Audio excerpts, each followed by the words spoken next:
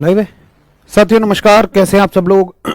उम्मीद है सभी बहुत अच्छे हैं, शानदार, लाजवाब, जबरदस्त, बेहतर, जिंदाबाद है और सभी अपनी तैयारी में एक बड़े ही शानदार और खूबसूरत वाले अंदाज में जुटे हुए हैं।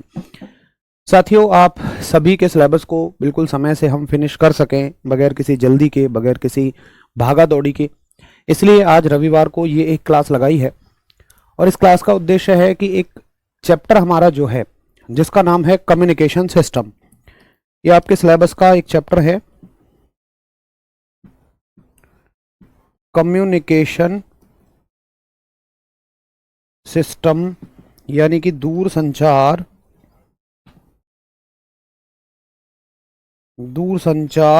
प्रणाली।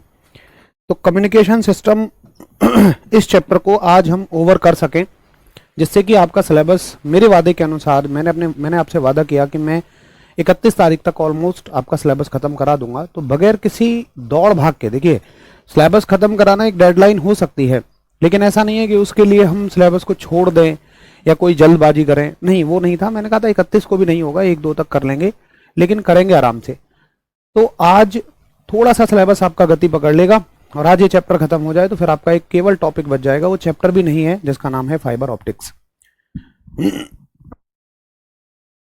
तो फाइबर ऑप्टिक्स एक ना टॉपिक है और आज है आपकी 28 डेट। अभी हमारे पास 3 दिन रहेंगे। 3 दिन में तो बहुत इजीली, वो तो एक दिन का मेरे हिसाब से टॉपिक है, कुछ बचेगा भी तो अगले दिन कर लेंगे उसमें से। तो बताइए कैसे हैं आप सब लोग, कैसी चल रही है तैयारी। रितेश बाबू, मनीषा, राधे राधे, रितेश भाई राम राम। देव गुज्जर, थोड़ा सा माइक का प्रॉब्लम था भाई, मैं तो टाइमली आ गया था, थोड़ा माइक का इशू था, फिर लंबी क्लास रहेगी तकरीबन 2 घंटे की, माइक में कोई इशू ना हो, इस वजह से माइक चेंज कराया। थोड़ा सा लेट इसलिए मैं हुआ, लेकिन कोई नहीं, अपना टारगेट जो है उसे पूरा करके ही उठेंगे। और टारगेट है कम्युनिकेशन सिस्टम, यानी कि दूरसंचार प्रणाली को खत्म करना। चलिए शुरू कर दें, सभी कहने लग गए हैं, शुरू करिए। देखिए, दूरसंचार प्रणाली में हमें क्या पढ़ना है। आप अपने आसपास बहुत सारा कम्युनिकेशन होते हुए देखते हैं। कम्युनिकेशन का मतलब क्या होता है? कम्युनिकेशन का मतलब बेसिकली, अगर मैं बहुत साधारण सी भाषा में कहूँ तो कम्युनिकेशन का मतलब होता है कि अपनी एक बात को किसी दूसरे को समझा पाना। अब वो आपका वर्बल कम्युनिकेशन भी हो सकता है। वर्बल का मतलब आप किसी के सामने खड़े हों और अपनी बात को बोल दें। उसके अलावा टेलीफोनिक कम्युनिकेशन भी हो सकता है, आप टेलीफोन मिलाएं, बाबू थाना थाया, या पुराने समय की तरह आप किसी को लेटर, चिट्ठी, पत्र भी लिखकर अपनी बात को समझा सकते हैं। तो दीज ऑल आर कम्युनिकेशन। अब देखिए, कम्युनिकेशन में आप थोड़ा समझ रहे होंगे कि हमें बेसिकली क्या पढ़ना रहेगा। तो कम्युनिकेशन में मोस्ट हमें तरंगों के बारे में पढ़ना रहेगा, क्योंकि कम्युनिकेशन सारा तरंगों से, मैक्सिमम आजकल तरंगों से हो रहा है भाई। चिट्ठी पत्री वाला कम्युनिकेशन हो नहीं रहा। उसके अलावा बोल के जो कम्युनिकेशन करते हैं वो कम्युनिकेशन हम यहाँ क्या ही पढ़ेंगे, किसी की पर्सनल बातें हम क्या पढ़ें। तो मोस्टली कम्युनिकेशन हमें फोकस करना है जो भी टेलीफोनिक कम्युनिकेशन है। तो उसमें सारा क्या इन्वॉल्व होगा, सारा का सारा तरंगों की मदद से हो रहा है। मोस्टली तरंगों का गुण क्या है? आवृत्ति और तरंग दैर्ध्य। तो आपको फ्रीक्वेंसी और वेवलेंथ के बारे में पढ़ना रहेगा। तो ये तमाम चीजें हमें इसमें पढ़नी है। अच्छा, अगली बात देखिए, कम्युनिकेशन सिस्टम में अगर आप कुछ टेक्निकल पार्ट देखें तो टेक्निकल पार्ट तो फिर बहुत ज्यादा गहरा हो जाता है। मतलब मैं कहूं, अगर टेक्निकल का मतलब सूत्र वाला पार्ट, जो फॉर्मुलेशन वाला पार्ट है या न्यूमेरिकल वाला पार्ट है, वो तो बहुत गहरा पार्ट है, वो तो पूरी इंजीनियरिंग है। तो उसको तो आपके स्तर पे समझा पाना बड़ा मुश्किल है, इसलिए 12th क्लास में वो होता ही नहीं है। तो 12th क्लास में कम्युनिकेशन का केवल 98% थ्योरेटिकल पार्ट होता है, कोई 2% केवल कहीं से कोई फॉर्मूला या न्यूमेरिकल होते हैं, बाकी 98% थ्योरेटिकल है। इसीलिए इस चैप्टर को मैंने मैराथन में लिया, क्योंकि मुझे पता था अगर मैं कोई ऐसा चैप्टर मैराथन में उठाता हूं जो थोड़ा सा कंफ्यूजिंग है, जिसके लिए आपको ये जरूरत हो कि आज मैं पढ़ लूं तो कल, आज का याद करके कल क्लास में आऊं तब कल का समझ में आएगा, लेकिन इसमें ऐसा नहीं है। आप इसे बैठकर 3 घंटे भी पढ़ो, आप इसे बैठकर 3 घंटे भी पढ़ लो, तब भी आप बोर नहीं होगे और ना ही इसको याद रखने में कोई मुश्किल होगी, क्योंकि इसमें कोई भी थ्योरेटिकल, कोई भी फॉर्मूला या कोई भी क्वेश्चन नहीं है, सारा सब कुछ इसमें थ्योरेटिकल है। ठीक है, चलिए, तो अब बगैर देरी के हम सीधे चलते हैं कम्युनिकेशन सिस्टम की तरफ। पूरी पीडीएफ मेरे पास है, तसल्ली से बैठिए, मेरी बातों को सुनिए, जहां मैं कुछ उत्तर देने के लिए कहूं वहां पर आप अपना आंसर करिए, बाकी आप सभी बस तसल्ली से मेरी बातों को अच्छे से सुनते रहिए। देखिए दोस्त, सबसे पहले ट्रांसमिशन क्या होती है या संचार क्या है, कम्युनिकेशन क्या है। तो मैं कहता हूं एक एक लाइन को ना इसमें समझते हुए चलो, वहीं से डेफिनेशन से ही सवाल आ जाएगा। कम्युनिकेशन क्या है? Communication is the process of transmission of information from a sender to receiver. कि भाई संचार क्या है? कम्युनिकेशन का मतलब हिंदी में संचार क्या है? तो संचार का मतलब है कि कोई एक आदमी एक सूचना को, इंफॉर्मेशन को, एक आदमी भेजने वाला है और एक आदमी रिसीव करने वाला है। एक सूचना है, वो एक आदमी से जा रही है, एक आदमी दूसरे तक जा रही है। यही पूरी प्रक्रिया एक ट्रांसमिशन, यही पूरी प्रक्रिया एक कम्युनिकेशन है कि सूचना एक आदमी से दूसरे आदमी तक चली गई। देखिए, इस चैप्टर की टर्मिनोलॉजी हिंदी में मुझे लगता है थोड़ी मुश्किल है, इंग्लिश में बहुत आसान है, क्योंकि हम साधारण बोलचाल की भाषा में ना इसकी टर्मिनोलॉजी को इंग्लिश में बोलते हैं। जैसे कम्युनिकेशन, अब उसकी हिंदी देखो संचार, इंग्लिश में देखो सेंडर। आप कहते हो ना मैसेज सेंड हो गया, और सेंडिंग की हिंदी देखोगे तो वो हो जाएगी प्रेषण। सॉरी, सेंडर का मतलब हो जाएगा भेजने वाला जो होगा, यानी कि प्रेषण, सूचना के प्रेषण की प्रक्रिया जिसमें प्रेषक, हाँ सॉरी प्रेषक। सेंडर की हिंदी हो जाएगी प्रेषक, रिसीवर की हिंदी हो जाएगी ग्राही, ग्रहण करने वाला, और जो जिसकी वजह से ये भेजा जा रहा है। भाई देखिए, ऐसा तो है नहीं कि मान लो तुम हो, तुमने अपनी बाबू से पूछा था ना थाया, ये बाबू हैं, तो ऐसा तो है नहीं कि ये अपने आप फोन से बात चली जाएगी, आपके फोन से इनके फोन तक अपने आप बात चली जाएगी। कोई तो है यहाँ जो भेज रहा है, तो वो कौन होता है? उसको बोलते हैं हम ट्रांसमीटर, और ये कौन हो जाता है? प्रेषण। ग्राही को प्रेषक बोलते हैं। तो थोड़ा सा आप देखना, जो हिंदी वाले साथी हैं उनको टर्मिनोलॉजी में थोड़ी सी ज्यादा मेहनत करनी पड़ेगी। अगला अब देखिए, एक तो होता है कम्युनिकेशन, एक होता है सक्सेसफुल कम्युनिकेशन। सक्सेसफुल कम्युनिकेशन का मतलब क्या है? मान के चलो तुम हिंदी भाषा जानते हो, एक तुम्हारे सामने मैं ऐसे साथी को खड़ा कर दूं जो बंगाली भाषा जानता है, मतलब वो हिंदी बिल्कुल नहीं जानता, तो क्या आप उसकी बात को समझ पाएंगे? या मान लो वो कन्नड़ जानता है, तो बात करने की कोशिश तो आप कर रहे हो, वो अपनी भाषा में बात बोल रहा है, आप अपनी भाषा में बात बोल रहे हैं। आप कहोगे अरे भैया, आप मान लो साउथ घूमने चले गए, आप कहोगे अरे भाई साहब जरा एक प्लेट इडली दे देना, तो वो कहेगा आएंगे दे दाम दे नौक दे तार दे। ये कुछ एसेंस मैं आपको बता रहा हूँ, मुझे नहीं पता, ये भाषा एक्चुअल में नहीं है। देखो, माफी चाहूंगा, मैं मजाक नहीं उड़ा रहा हूँ किसी भी भाषा का, मैं बहुत सम्मान करता हूँ, और मैं आंध्रा में बहुत ज्यादा घुमा हुआ हूँ, वहाँ की बहुत सारी चीजों से मैं प्रभावित हूँ, बट मैं वहाँ का आपको एक एसेंट बता रहा हूँ बोलने का, कि वो इस एसेंट में बोलेंगे, अब आपको तो कुछ समझ नहीं आएगा। तो ये जरूरी है कि आप अगर सक्सेसफुल कम्युनिकेशन करना चाहते हैं तो आपकी लैंग्वेज सेम होनी चाहिए, आपकी भाषा समान होनी चाहिए। तो सवाल बनने को यहाँ से भी बन सकता है कि बताइए, एक सफल कम्युनिकेशन के लिए, एक सक्सेसफुल कम्युनिकेशन के लिए क्या होना जरूरी है? तो आप कहेंगे जी एक सक्सेसफुल कम्युनिकेशन के लिए कॉमन लैंग्वेज का होना जरूरी है। आगे आइए, आधुनिक संचार प्रणालियों की नींव मुख्यतः कब रखी गई? 19वीं और 20वीं शताब्दी में पड़ी थी। जो भी हमारे मॉडर्न कम्युनिकेशन सिस्टम है, जैसे टेलीफोन हो गया, ये हो गया, सबसे पहले मोटरोला कंपनी ने टेलीफोन के बारे में डिस्कशन किया, तो सन 1900 से और 2000 में आकर तो ये काफी एडवांसमेंट इनका हो गया था।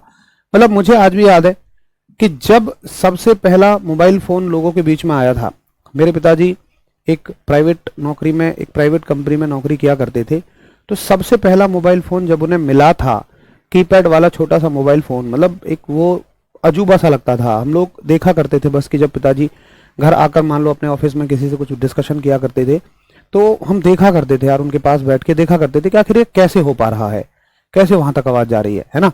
तो आधुनिक संचार प्रणालियों की नींव कब पड़ी थी? 19वीं और 20वीं शताब्दी में। संचार विज्ञान के प्रमुख वैज्ञानिक कौन हैं? J C Bose, F B Morse, G Marconi और अलेक्जेंडर ग्राहम बेल। यहां से भी सवाल आ सकता है कि बताइए संचार विज्ञान से जुड़े हुए कौन कौन से वैज्ञानिक हैं? तो कौन कौन से वैज्ञानिक हैं? देखो, ग्राहम बेल साहब थोड़े से पुराने हैं, मार्कोनी साहब थोड़े से पुराने हैं, लेकिन ये नए हैं, जेसी बोस और एफ बी मॉर्स। देखो, जेसी बोस और एफ बी मॉर्स ने थोड़ा सा एडवांसमेंट किया, जबकि मार्कोनी और अलेक्जेंडर साहब ने थोड़ा सा उन चीजों के बारे में खोजा कि वो चीजें कैसे काम करती हैं, कैसे चलती हैं। 20वीं शताब्दी के पहले भाग के बाद संचार तकनीकी की प्रगति बहुत तीव्र हो गई। 20वीं शताब्दी का मतलब सन 2000, तो सन 2000 से मैं मतलब मुझे आज भी याद है कि सन 2000 में उतना ज़्यादा ये सिस्टम डेवलप्ड नहीं था, लेकिन आज 2025 में आप देखिए कहाँ से कहाँ पहुँच गए हम। तो ये बिल्कुल मानने लायक बात है कि इस 20वीं शताब्दी में यानी सन 2000 में हमने पिछले 25 सालों में बहुत तगड़ी वाली तरक्की की है, बहुत हाई लेवल पे हमारा देश पहुंचा है। आगे देखें, संचार व्यवस्था के अवयव, element of the communication system. संचार व्यवस्था के अवयव का मतलब कि कौन कौन सी चीज हैं जो संचार व्यवस्था में पार्टिसिपेट करती हैं? ये सवाल यहाँ से आ सकता है। देखो, यूं देखा जाए तो संचार व्यवस्था में, यानी कि अगर कहीं कम्युनिकेशन हो रहा है तो बहुत सारी चीजें इन्वॉल्व होती हैं, लेकिन मेनली 3 चीजें इन्वॉल्व होती हैं। एक तो ट्रांसमिट करने वाला, एक मीडियम और एक रिसीवर। यानी कि एक तो होगा भेजने वाला, भाई जैसे आप और आपके बाबू हैं तो एक आप हो गए, एक आपके बाबू हो गई, और बीच में जो आपके लिए ये काम कर रहा है, चाहे वो नेटवर्क है, चाहे वो एंटीना है, चाहे वो एटमॉस्फेयर है, चाहे वो तरंगे हैं, ये सारी चीजें किस में आ जाती हैं? माध्यम में आ जाती हैं या चैनल में आ जाती हैं। ठीक है, तो बेसिकली किसी भी कम्युनिकेशन के लिए हमें 3 चीजें चाहिए। जैसे मान लो आपको कहीं चिट्ठी भिजवानी है, तो आप हो, आपने चिट्ठी लिख दी, आपकी वो है, चिट्ठी मिल जाएगी तो पढ़ लेंगी, लेकिन चिट्ठी लेके भी तो कोई जाएगा, तो जो डाकिया होगा वो यहाँ पे आपका चैनल बनेगा, माध्यम बनेगा। अच्छा, अब ये एक ब्लॉक डायग्राम है। अगर आप 12th क्लास में होते ना तो मैं ये कहता कि इसको रट जाओ, क्योंकि इससे जरूर सवाल आता है। अब क्या ब्लॉक डायग्राम है? देखिए, ब्लॉक डायग्राम जब आपको पीडीएफ में मिलेगा और थोड़ा क्लियर नजर आएगा, यहां भी ठीक नजर आ रहा है। देखिए, सबसे पहले आता है सोर्स। स्रोत का मतलब है सोर्स। सोर्स का मतलब है कि जहां से कोई बात चलेगी।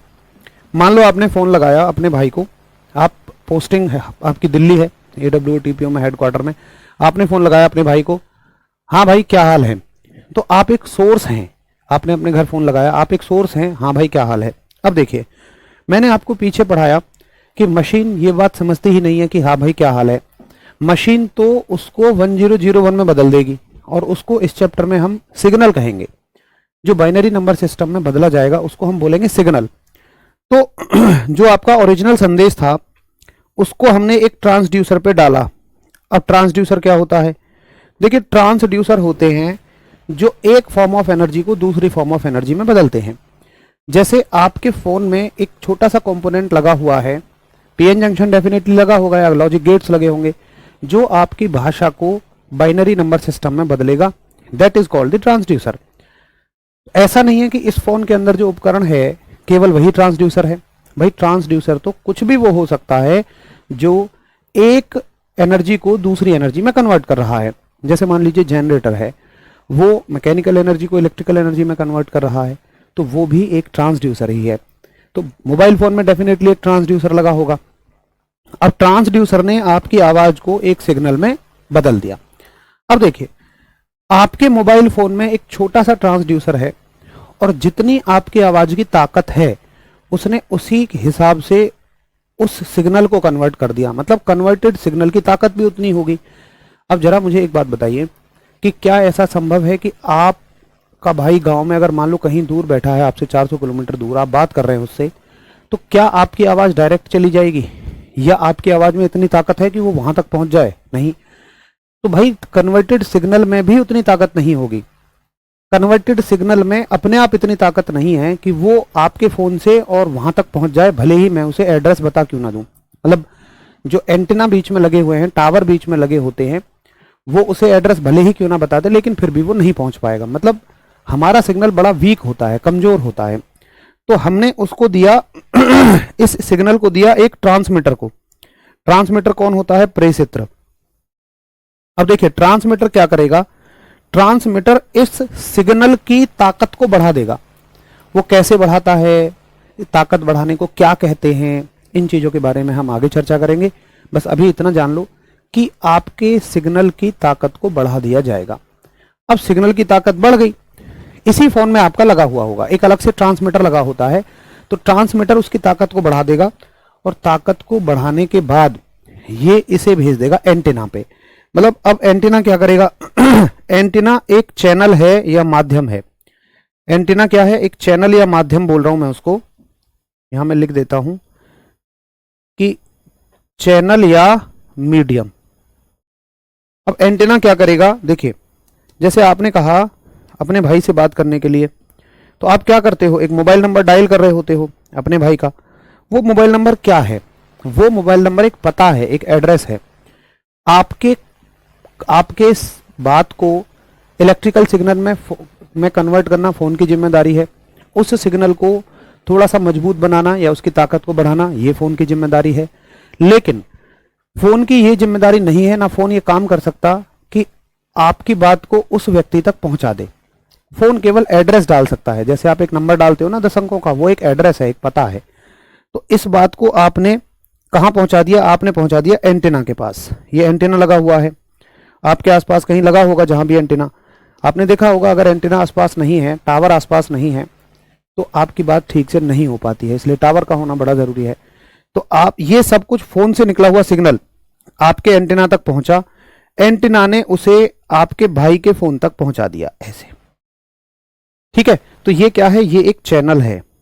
चैनल का मतलब क्या होता है? चैनल का मतलब होता है जो दो चीजों को जोड़े। तो चैनल ने आपके भाई तक पहुंचाया, फिर आपके भाई के फोन में क्या गया? आपके भाई के फोन में एक हाई एनर्जी का सिग्नल गया। अब हाई एनर्जी का सिग्नल तो नहीं सुनेगा आपका भाई, क्योंकि हम तो बोलचाल की भाषा, साधारण भाषा सुनते हैं।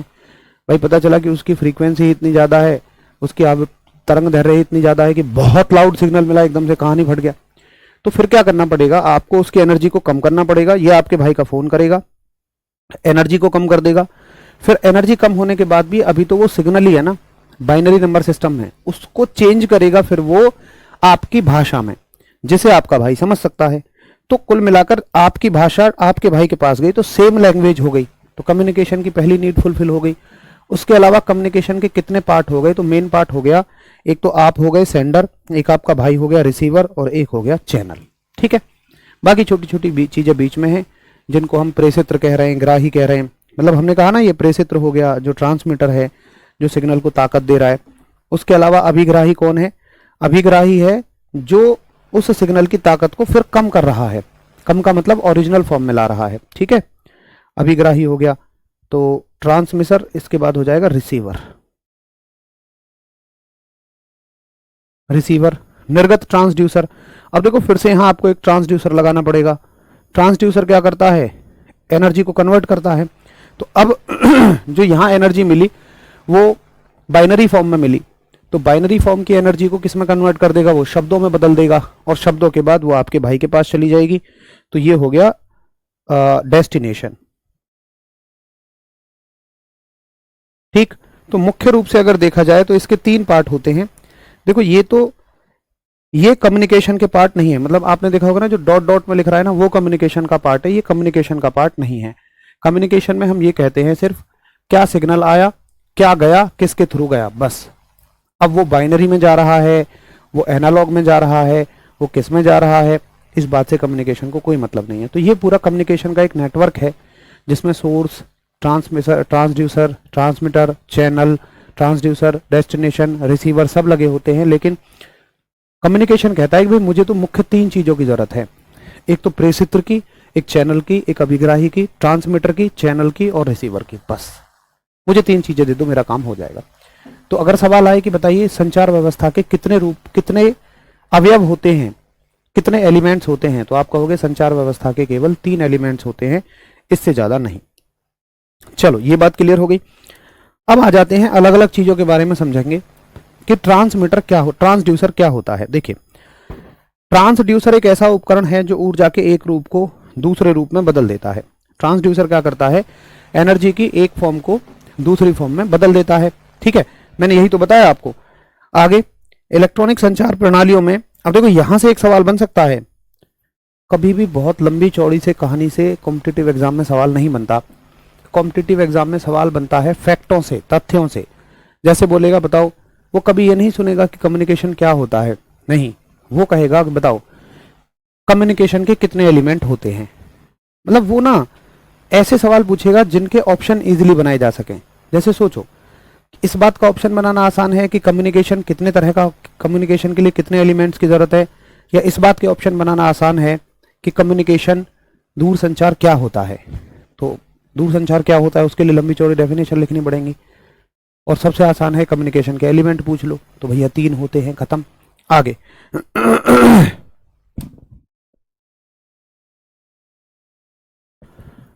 इलेक्ट्रॉनिक संचार प्रणालियों में विद्युत ट्रांसड्यूसर किसी भौतिक राशि जैसे दाब, विस्थापन, बल या तापमान को उसके अनुरूप विद्युत संकेत में बदल देता है। मतलब ट्रांसड्यूसर क्या करता है? किसी भी एक एनर्जी को, चाहे वो प्रेशर हो, चाहे वो डिस्प्लेसमेंट हो, चाहे वो फोर्स हो, चाहे वो टेम्परेचर हो, ट्रांसड्यूसर क्या करता है? एक फॉर्म से दूसरी फॉर्म में एनर्जी को कन्वर्ट कर देता है। यानी कि इलेक्ट्रिकल सिग्नल्स में बदल देता है। ठीक है, चलो आगे देखो। संचार व्यवस्था के तीनों अवयवों के बारे में समझो। इसमें प्रेषत्र लिखा हुआ है, एक बार इसको पढ़ लेना। दूसरा चैनल है और तीसरा आपका रिसीवर है। तो इनके बारे में एक बार पढ़ लेना। वही तमाम चीजें हैं जो मैंने आपको बताई हैं। भेजने वाला नहीं, एक तो हो गया जिससे भेजा जा रहा है, एक है भेजने वाला और एक है जिसे जो सुन रहा है उस चीज को। That are the three elements of a communication system. एक बार यहां तक थम्स अप करिए पहले फटाफट, सभी यहां तक थम्स अप करेंगे।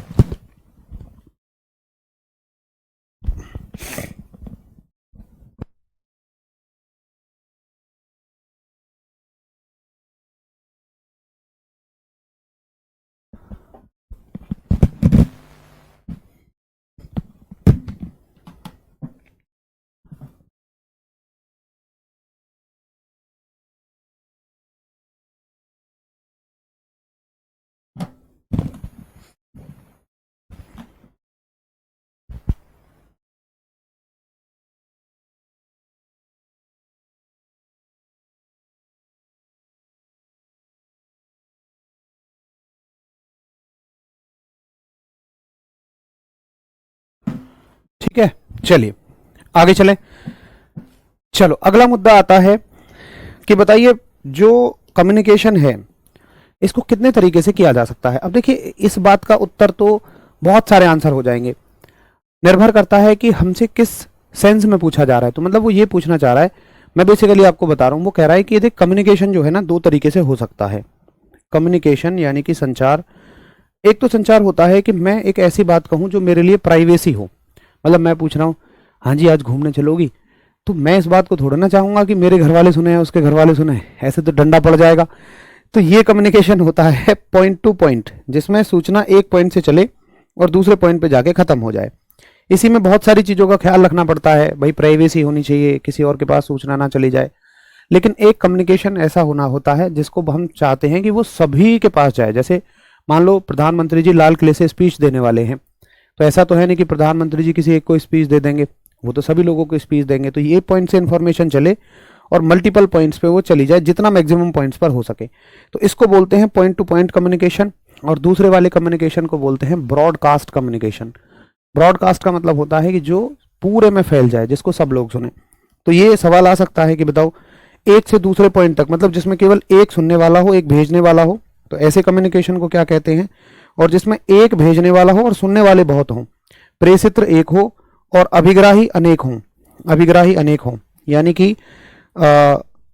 एक ट्रांसमीटर हो बट मल्टीपल रिसीवर हों, तो वो कैसा कम्युनिकेशन कहलाता है, उसको बोलते हैं ब्रॉडकास्ट। तो कभी आपने देखा होगा कि जब कुछ चीज ऐसी होने वाली होती है ना कि उसको बहुत सारे लोगों को सुनाना है, तो हमेशा एक टर्म यूज की जाती है कि भाई इस चीज का ना ब्रॉडकास्ट किया जा रहा है। ठीक है, चलो अब आ जाते हैं थोड़ा सा एसएससी के पसंदीदा पैटर्न पर, जिससे एसएससी को बड़ा अच्छा लगता है प्रश्न बनाने में, और वो है इतिहास।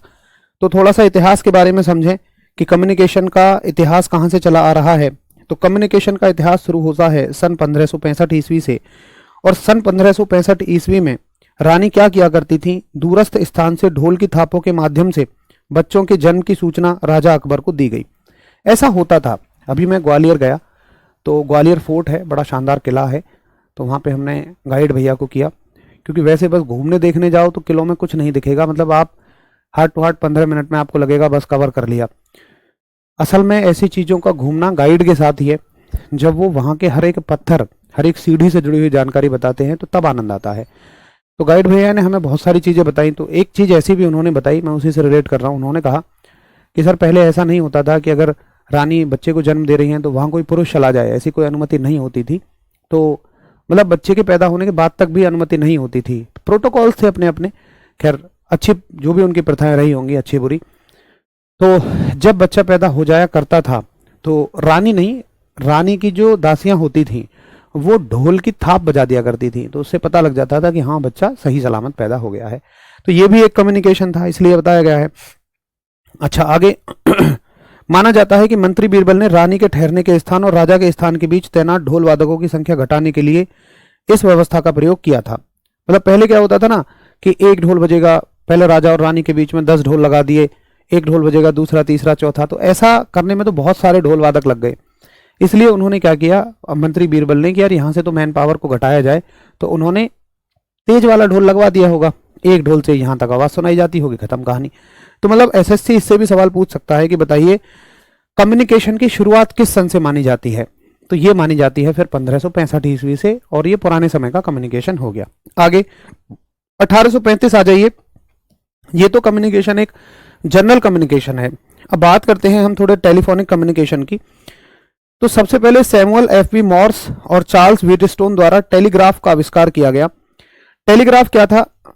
इससे डाकघरों के माध्यम से संदेशों में जबरदस्त वृद्धि हुई और संदेश वाहकों की भौतिक यात्रा में काफी कमी आई। टेलीग्राफ क्या करता था कि आपकी बातों को प्रिंटेड फॉर्मेट में हल्का हल्का भेज देता था। तो सवाल आएगा कि बताइए टेलीग्राफ का आविष्कार किसने किया? तो सैमुअल एफ.बी. मॉर्स और चार्ल्स व्हीटस्टोन साहब ने आविष्कार किया। इससे कोई सवाल नहीं बनेगा। 1876 में सर ग्राहम बेल आते हैं और एंटीनियो इनके साथी थे। मैसी द्वारा टेलीफोन का आविष्कार किया गया।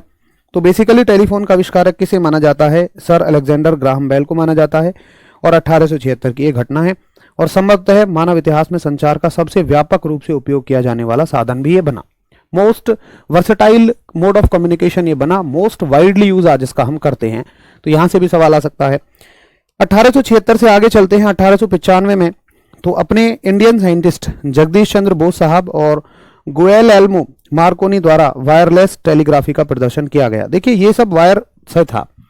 जो ग्राहम बेल साहब ने किया ये विद वायर कम्युनिकेशन था, यानी एक फोन और दूसरी फोन का तार आपस में जुड़ा होना चाहिए। लेकिन सन 1895 में जगदीश चंद्र बोस और गुएलेल्मो मार्कोनी साहब हैं, ये इनका पूरा नाम है। तो मार्कोनी साहब मिल गए जगदीश चंद्र बोस के साथ और इन्होंने मिलकर एक टेलीग्राफ का मतलब वायरलेस टेलीग्राफी का प्रदर्शन किया। तो सवाल आएगा कि बताइए टेलीग्राफ वायरलेस टेलीग्राफ का प्रदर्शन किसने किया? तो वो अपने जगदीश चंद्र बोस साहब और मार्कोनी जी थे। आगे 1936 में टेलीविजन का प्रसारण किसने किया? तो जॉन लॉगी बेयर्ड ने। अक्सर हम पढ़ते हैं टेलीविजन का आविष्कार किसने किया, तो हम कहते हैं कि यार बेड पर बैठकर हम दरअसल टेलीविजन देखते हैं। ऐसे ट्रिक मैंने इसकी बनाई। टेलीविजन आप कहाँ देखते हो? बेड पर बैठकर। तो टेलीविजन के आविष्कारक जॉन लॉगी बेयर्ड साहब को माना जाता है, और इन्होंने बीबीसी के द्वारा पहला टेलीविजन प्रसारण किया। बीबीसी शायद कोई कम्युनिकेशन नेटवर्क रहा होगा, मेरे हिसाब से अमेरिका का एक कम्युनिकेशन चैनल है, अगर मैं सही हूं तो, बट इससे कोई सवाल नहीं बनेगा। 1955 में महाद्वीपों के पार पहला रेडियो फैक्स प्रसारण अलेक्जेंडर बेन साहब ने किया। एक महाद्वीप से दूसरे महाद्वीप पर। अब देखो पहले तो क्या होता था कि इंटर कंट्री चीजें चलती थी, लेकिन एक कॉन्टिनेंट से दूसरे कॉन्टिनेंट तक, एक महाद्वीप से दूसरे महाद्वीप तक फैक्स का प्रसारण किसने किया? तो ये अलेक्जेंडर साहब ने किया था। अब देखिए लेकिन पेटेंट जो है इन्होंने कब करवा लिया था? 1843 में। तो शायद यहां से सवाल नहीं आएगा सन से, लेकिन वो इतना जरूर पूछेंगे कि बताइए फैक्स प्रसारण का पेटेंट किसके नाम है? तो अलेक्जेंडर ग्राहम बेल साहब के नाम नहीं है, अलेक्जेंडर बेन साहब के नाम है। अलेक्जेंडर एक सरनेम हो सकता है, बाकी उनके ओरिजिनल नाम ग्राहम बेल है, बेन है, ये सब है। आगे चलिए 1968 में आ जाते हैं, और आरपानेट पहला इंटरनेट अस्तित्व में आया, और किसने इसकी खोज की? जेसीआर लिकलाइडर साहब ने। तो सवाल आएगा कि बताइए सबसे पहली बार इंटरनेट की खोज किस सन में हुई? तो 1968 में हुई। किसने की? ये आपकी लिकलाइडर साहब ने की। नाम क्या था? आरपानेट था। सुनो इन चीजों को आप, मैं पहले भी बता चुका हूं कि ऐसे मत सोचो कि मुझे बिल्कुल घोट के रट जाना है। बस आप इन्हें 2-3 बार रिवाइज करो, एग्जाम में जाओगे आपको खुद ही दिख जाएगा, वहां पे ऑप्शंस आपको खुद नजर आ जाएंगे। अगला आता है कि बताइए आरपानेट ने क्या किया? तो अमेरिकी रक्षा विभाग की एक परियोजना थी। इससे नेटवर्क से जुड़े एक कंप्यूटर से दूसरे कंप्यूटर में फाइल स्थानांतरण संभव हुआ। यानी जैसे आज हम फाइल एक सिस्टम से दूसरे सिस्टम में लेते हैं, वैसे ही ट्रांसफर संभव हुआ। हालांकि यहां से सवाल नहीं बनेगा। आगे 1975 में फाइबर ऑप्टिक्स प्रकाशीय तंतु का विकास हुआ, जिसके बारे में हम कल पढ़ेंगे फाइबर ऑप्टिक्स क्या है। तो फाइबर ऑप्टिक्स ने आपकी दुनिया को आज बदल रखा है, वो आपको कल समझ में आएगा। तो फाइबर ऑप्टिक्स के बारे में कल डिस्कशन करेंगे, ठीक है। आगे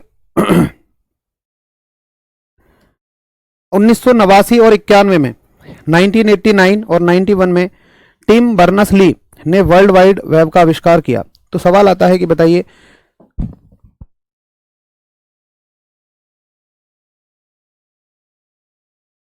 वर्ल्ड वाइड वेब मतलब कि जिससे आप पूरी दुनिया में कम्युनिकेशन कर सकते हैं। वर्ल्ड माने संचार, वाइड माने मतलब जो फैला हुआ हो, पूरी दुनिया में फैला हुआ हो, और वेब माने इंटरनेट एक तरह से। तो आजकल आप देखते होंगे हर एक वेबसाइट के पहले आप www लगाते हो। तो वर्ल्ड वाइड वेब का आविष्कार कब किया गया?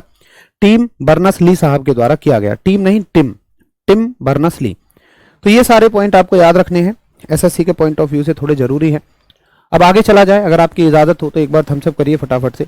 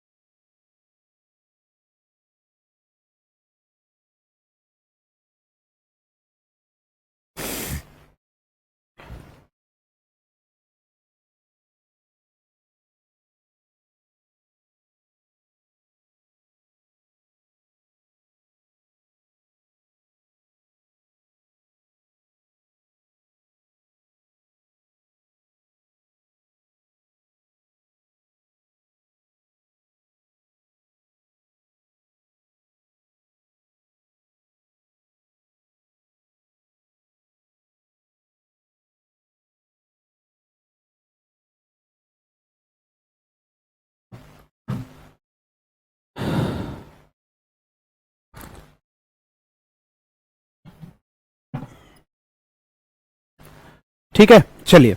अच्छा, कैसा लग रहा है चैप्टर, एक बार बताओ।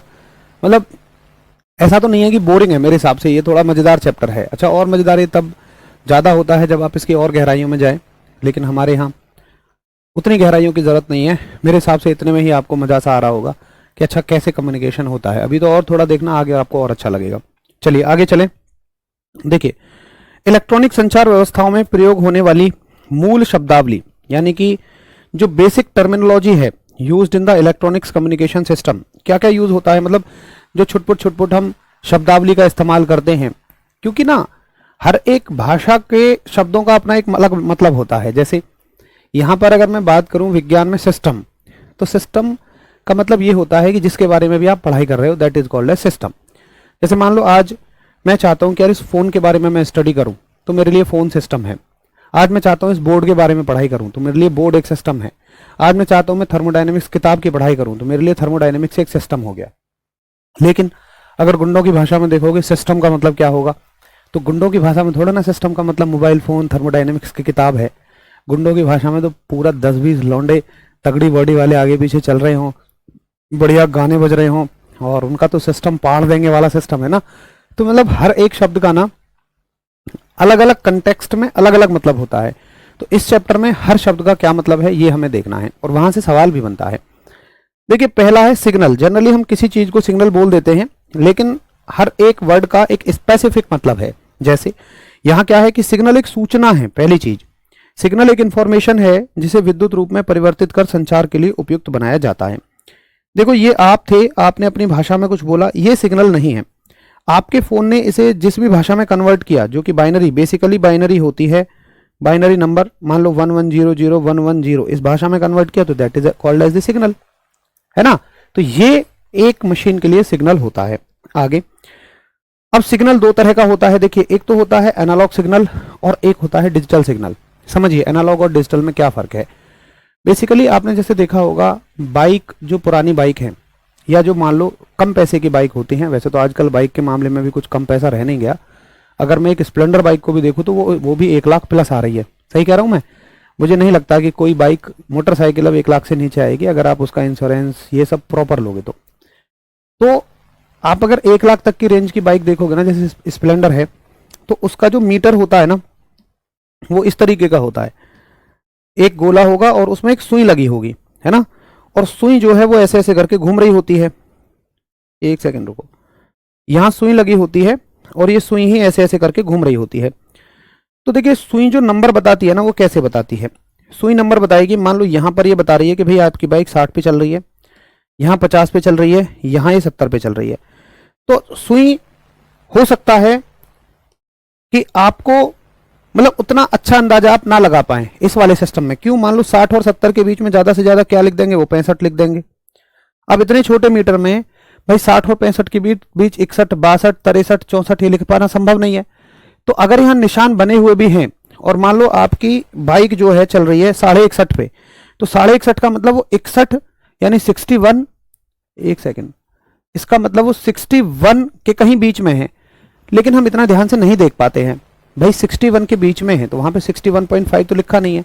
पहली बात तो मैं 61 ही पढ़ लूँ उसे तो बड़ी बात है, तो मैं लगभग उसे या तो 60 मान लेता हूँ या 62 मान लेता हूँ। तो ये यहाँ एक समस्या होती है, इसको बोलते हैं एनालॉग सिग्नल, यानी कि जो संकेत के रूप में चल रहा है बस, जिस पर प्रॉपर नंबर नहीं लिखे हुए हैं। तो ये दोनों एनालॉग सिग्नल हो गए। अच्छा आगे दूसरा सिग्नल आता है आपका, एक सेकंड रुको, डिजिटल सिग्नल। डिजिटल सिग्नल क्या होता है? डिजिटल सिग्नल होता है जो डिजिट्स में चलता है। अब डिजिट में कैसे चलता है?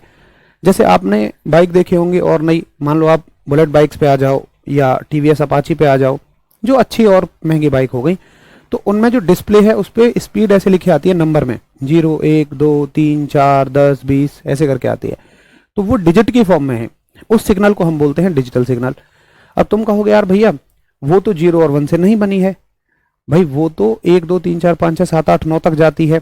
देखिए वो आपको बाहर ऐसी दिख रही है, दिखने के लिए वो 8 9 है, लेकिन अंदर से जो सिग्नल मिल रहा है ना तारों की मदद से, वो बाइनरी ही मिल रहा है। अब ऐसा तो नहीं है कि अगर वहां 8 लिखा आया, 8 को बाइनरी में कितना कहेंगे? 2 चौका 8 0 2 दूनी 4 0 2 एकम 2, तो बाइनरी में कहेंगे इसको 1 0 0। तो ऐसा तो है नहीं कि वो डिस्प्ले पे 1 0 0 लिखा दिखा देगा। अगर तुम्हें स्पीड देखनी है तो 1 0 0 लिखा आया, फिर उसको बाइनरी में कन्वर्ट करके देखोगे तब समझ में आएगा कि अच्छा ये तो 8 है। इतनी देर में तो कोई इसे 100 पढ़ लेगा। तो ये डिस्प्ले में एक फंक्शन लगा देते हैं कि बाइनरी को तुरंत की तुरंत वो डेसिमल में कन्वर्ट करके ही आपको दिखाए, बट मिलता बाइनरी में ही है, क्योंकि मशीन को डेसिमल नहीं समझ में आता है, मशीन को बाइनरी ही समझ में आता है। ठीक है, तो इस सिग्नल को हम बोलते हैं डिजिटल सिग्नल, जो डिजिट्स की फॉर्म में होता है। एक बार फटाफट से थम्स अप करेंगे। ठीक है, एनालॉग और डिजिटल सिग्नल मुझे समझ में आ गए। अब देखिए, एक जैसे यहां सिग्नल क्लियर हो गया, अब एक टर्म आती है जिसका नाम है शोर। अब शोर का साधारण भाषा में क्या मतलब होगा? भाई शोर का मेरी तुम्हारी भाषा में तो ये मतलब है कि मान लो दो आदमी कहीं बात कर रहे हैं, घर में बैठे हुए, माताजी पिताजी या माताजी के साथ उनकी महिला मित्र हैं, और बच्चे आके शोर करने लगे, तो वो उनके लिए शोर हो गया। या मान लो बाहर से कोई बहुत तेज आवाज में आप छत पे गाना चला दो, तो माताजी कहेंगे अरे ना चुप हो रहा, तो ये उनके लिए शोर है। लेकिन विज्ञान की भाषा में शोर क्या होता है, स्पेशली कम्युनिकेशन चैप्टर की भाषा में शोर क्या होता है? तो कम्युनिकेशन चैप्टर की भाषा में शोर का मतलब है कि अगर कोई सिग्नल एक जगह से दूसरी जगह जा रहा है, तो उसमें कोई भी सिग्नल आके अगर ऐड हो जाए, कोई भी सिग्नल आके अगर मिल जाए, तो ये शोर है, क्योंकि वो एक्स्ट्रा सिग्नल है, वो अनवांटेड सिग्नल है। जैसे कभी आपने देखा हो, तो आप फोन लगा रहे हो अपने घर में, और मान लो बोल रहे हैं सलीम भाई उधर से, और सलीम भाई कह रहे हैं हाँ भैया वहां पे वो नहीं था। या मान लो कोई बोल रहा है, राजू बोल रहा है, राजू अपनी दुकान के बारे में कुछ बता रहा है, अरे बिरयानी लगा दे, 2 प्लेट बिरयानी लगा दे। तो ऐसा क्या होता है, कभी कभी लाइन कहीं और कभी कभी लाइन कहीं और कनेक्ट हो जाती है, यानी किसी और का सिग्नल तुम्हारे पास आ गया। तो ये प्रॉपर उदाहरण है शोर का। तो वो किसी और के लिए हो सकता है, वो एक सिग्नल हो, भाई राजू भाई जिससे कह रहे होंगे 2 प्लेट बिरयानी लगा दे, वो उसके लिए एक सूचना हो सकती है, लेकिन तुम्हारे लिए तो शोर हो गया ना भाई, तुम थोड़ा ना उसको सुनना चाह रहे थे। तो ये एक प्रॉपर एग्जाम्पल हो गया नॉइज का, यानी कि शोर का। तो शोर का मतलब क्या है कि अवांछित, अवांछित का मतलब अनडिजायरेबल, यादृच्छिक, अपने आप से, रैंडमली, कुछ भी, और बाहरी विक्षोभ है, एक्सटर्नल इलेक्ट्रिकल डिस्टर्बेंस है, जो सूचना संकेतों के उत्पादन, देखो इसको इंग्लिश में पढ़ोगे ना आसान लगेगा, हिंदी में तो ऐसे लगता है खतरनाक सा, जो प्रोडक्शन, प्रसारण यानी ब्रॉडकास्टिंग, और ग्रहण यानी रिसीविंग के दौरान उसमें हस्तक्षेप करता है, जो उसमें इंटरवेंशन करता है, जिससे संकेत की गुणवत्ता, स्पष्टता और शुद्धता प्रभावित होती है। शोर का स्रोत संचार प्रणाली के भीतर अथवा बाहरी वातावरण में स्थित हो सकता है। अच्छा, शोर आता कहां से है? तो कहीं से भी आ सकता है, इंटरनली भी हो सकता है, एक्सटर्नली भी हो सकता है। तो ये एक मिसकम्युनिकेशन होती है, हालांकि ऐसा कभी कभी होता है, बट हो जाता है। चलो अक्षय नहीं भाई, उससे कुछ नहीं आएगा, निश्चिंत रहिए। अब उन टर्म्स के बारे में बात करते हैं जो मैं आपको बता रहा था। जैसे मैंने आपको क्या कहा था, अगर आप एलिमेंट ऑफ द कम्युनिकेशन को देखेंगे, तो एलिमेंट ऑफ कम्युनिकेशन में एक सोर्स लगा हुआ था, उसके अलावा एक ट्रांसड्यूसर लगा हुआ था। भाई सोर्स क्या कर रहा था? सोर्स तुम हो, ट्रांसड्यूसर क्या है? तुम्हारी भाषा को बाइनरी में कन्वर्ट कर दे रहा है। लेकिन आपने देखा होगा आगे एक और हमें चीज लगानी पड़ी। ट्रांसड्यूसर तो क्या करता है, केवल इलेक्ट्रिकल सिग्नल को कन्वर्ट कर देता है, लेकिन उस कन्वर्टेड सिग्नल को स्ट्रेंथ बढ़ाने के लिए, उसकी ताकत बढ़ाने के लिए हमें एक चीज और लगानी पड़ती है। यहां पर उस एलिमेंट को हमने लगाया था, कोई नाम बताओ। अच्छा, तब तक आप नाम बताओ, मैं इसके बारे में बताता हूं। देखिए ऐसा क्यों लगाया जाता है, तो मैंने कहा कि आप जितनी ताकत के साथ बोल रहे हो तो ट्रांसड्यूसर भी उसी ताकत के साथ उसको बाइनरी में बदल देगा। तो ये बदला हुआ बाइनरी जो है इसके पास इतनी ताकत नहीं है कि ये एक जगह से दूसरी जगह चला जाए। मान लो आपका भाई साउथ में है, मान लो वो नौकरी कर रहा है, एसएससी में नौकरी कर रहे हैं वो, या सीजीएल में नौकरी कर रहे हैं, साउथ में उनकी पोस्टिंग है, महाराष्ट्र 2000 किलोमीटर दूर है। तो आपके सिग्नल में इतनी ताकत नहीं है कि वो 2000 किलोमीटर चला जाए। अगर तुमने गलती से सिग्नल को भेज भी दिया तो होगा क्या, सिग्नल जाएगा थोड़ी बहुत दूर और खत्म हो जाएगा, सिग्नल की उतनी ताकत है ही नहीं। ये बिल्कुल ऐसे मानो आप जैसे एक छोटा बच्चा है, मान लो आप मेला देखने जा रहे हो और आपके साथ एक छोटा बच्चा है, तो ये आपको पहले से ही सोचना पड़ेगा कि यार ये ना बहुत ज़्यादा दूर खुद से तो नहीं चल पाएगा। मान लो आपको पता है मेले में घूमना पड़ेगा, पैदल भी चलना पड़ेगा, पैदल आना पड़ेगा, तो ये आपको समझ में आ रहा है कि यार ये बहुत ज़्यादा दूर ना पैदल नहीं चल पाएगा। तो अगर आप मान लो उसको ऐसे ही ले चलेंगे, चल भी चल, तो कुछ दूर जाके वो तो बैठ जाएगा और फिर हो सकता है कि वो रोने ही लगे, वो कह दे अब ना जा रहा मैं मेला पेला देखने, मेरे तो हो गया पैरों में दर्द। तो अगर आप समझदार हैं तो क्या करेंगे, आप उसे शुरू से ही अपने कंधे पे बिठा लेंगे। आप हाई एनर्जी हैं एक तरह से, वो लो एनर्जी है, वो बेचारा बच्चा है। तो ऐसे ही तरंगों के साथ किया जाता है। अगर तरंग को तुमने यहां ऐसे अकेले छोड़ के भेज दिया ना, तो हो सकता है यहां जाके ये खत्म हो जाए, फिर इसका कुछ भी ना हो सके। इसलिए हम शुरुआत में ही क्या करते हैं कि उस तरंग को, लो एनर्जी की वेव को एक हाई एनर्जी की वेव पर, मैं वेव क्यों कह रहा हूं, क्योंकि सिग्नल को वेव की फॉर्म में ही ट्रांसमिट किया जाता है। यूं मान लो कि सिग्नल को एक वेव पर बिठाया जाता है। ये एक वेव, सिग्नल क्या है, एक यात्री है, और वेव क्या है, मान लो रेलगाड़ी है जो उसको तेजी से एक जगह से दूसरी जगह ले जाएगी। तो हम क्या करते हैं कि सिग्नल को एक जगह से दूसरी जगह आसानी से या अच्छे से ले जाने के लिए एक हाई एनर्जी की वेव पर बिठा देते हैं, प्रोपागेट करा देते हैं, प्रोपागेशन करा देते हैं। इस तरह से सिग्नल खुद जो लो एनर्जी का है एक हाई एनर्जी की वेव के सहारे आगे बढ़ता है। तो उसी से रिलेटेड कुछ टर्म्स हैं, स्टोर हो गया, उससे रिलेटेड टर्म है अटेनुएशन यानी कि क्षीणता। अटेनुएशन का मतलब क्या होता है कि लो एनर्जी के सिग्नल को अगर आप भेजोगे तो वो क्षीण होना शुरू हो जाएगा, हो सकता है डेस्टिनेशन से पहुंचने से पहले ही वो क्षीण हो जाए। या अगर मान लो वो बच्चा कोशिश करके, मान लो आपके घर से मेले की दूरी 2 किलोमीटर है, वो बच्चा कोशिश करके मेले में पहुंच भी गया तो वो बहुत थका हुआ होगा, वो उतने इंटरेस्ट से मेला नहीं देखेगा। तो अगर मान लो आपको सिग्नल को भेजना भी है, मान लो 2 किलोमीटर भेजना हो, तो हो सकता है सिग्नल चला जाए लेकिन वो उस फॉर्म में नहीं जा पाएगा, आधी अधूरी आवाज के साथ ही जाएगा। तो हम कहते हैं कि डिस्टेंस के साथ साथ क्या होती है, प्रबलता में क्षति हो जाती है, उसकी क्षीणता जो आती है उसी को हम अटेनुएशन कहते हैं।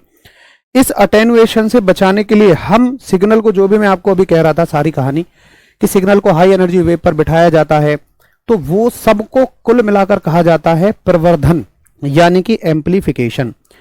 एम्पलीफिकेशन में आप देखो एक तरह से ऐसे समझ सकते हो कि ये क्षीण सिग्नल है, इसकी हाइट यहां तक है और चौड़ा यहां तक है, कुल हमने इसको हाई एनर्जी का सिग्नल बना दिया। यानी कि अगर आप यहां से यहां तक देखोगे तो इतनी एनर्जी मैंने इसकी बढ़ा दी, मतलब आप अपने बच्चे को कहां बिठा लिया, कंधे पर बिठा लिया।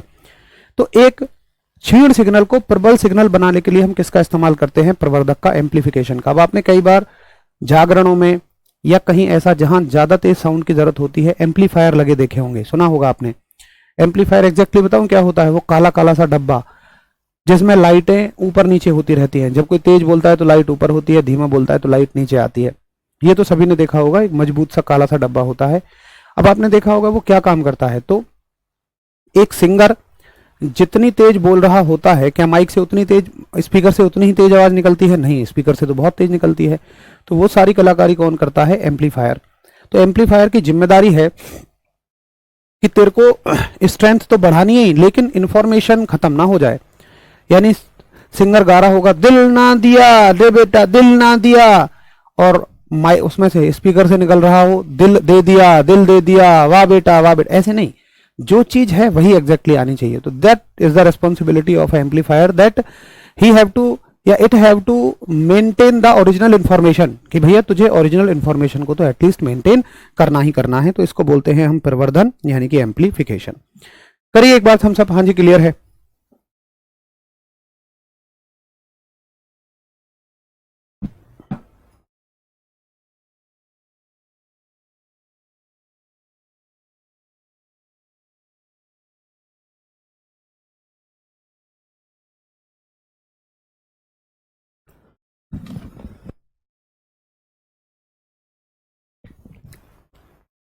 बताइए जल्दी से, हाँ जी क्लियर है हमें।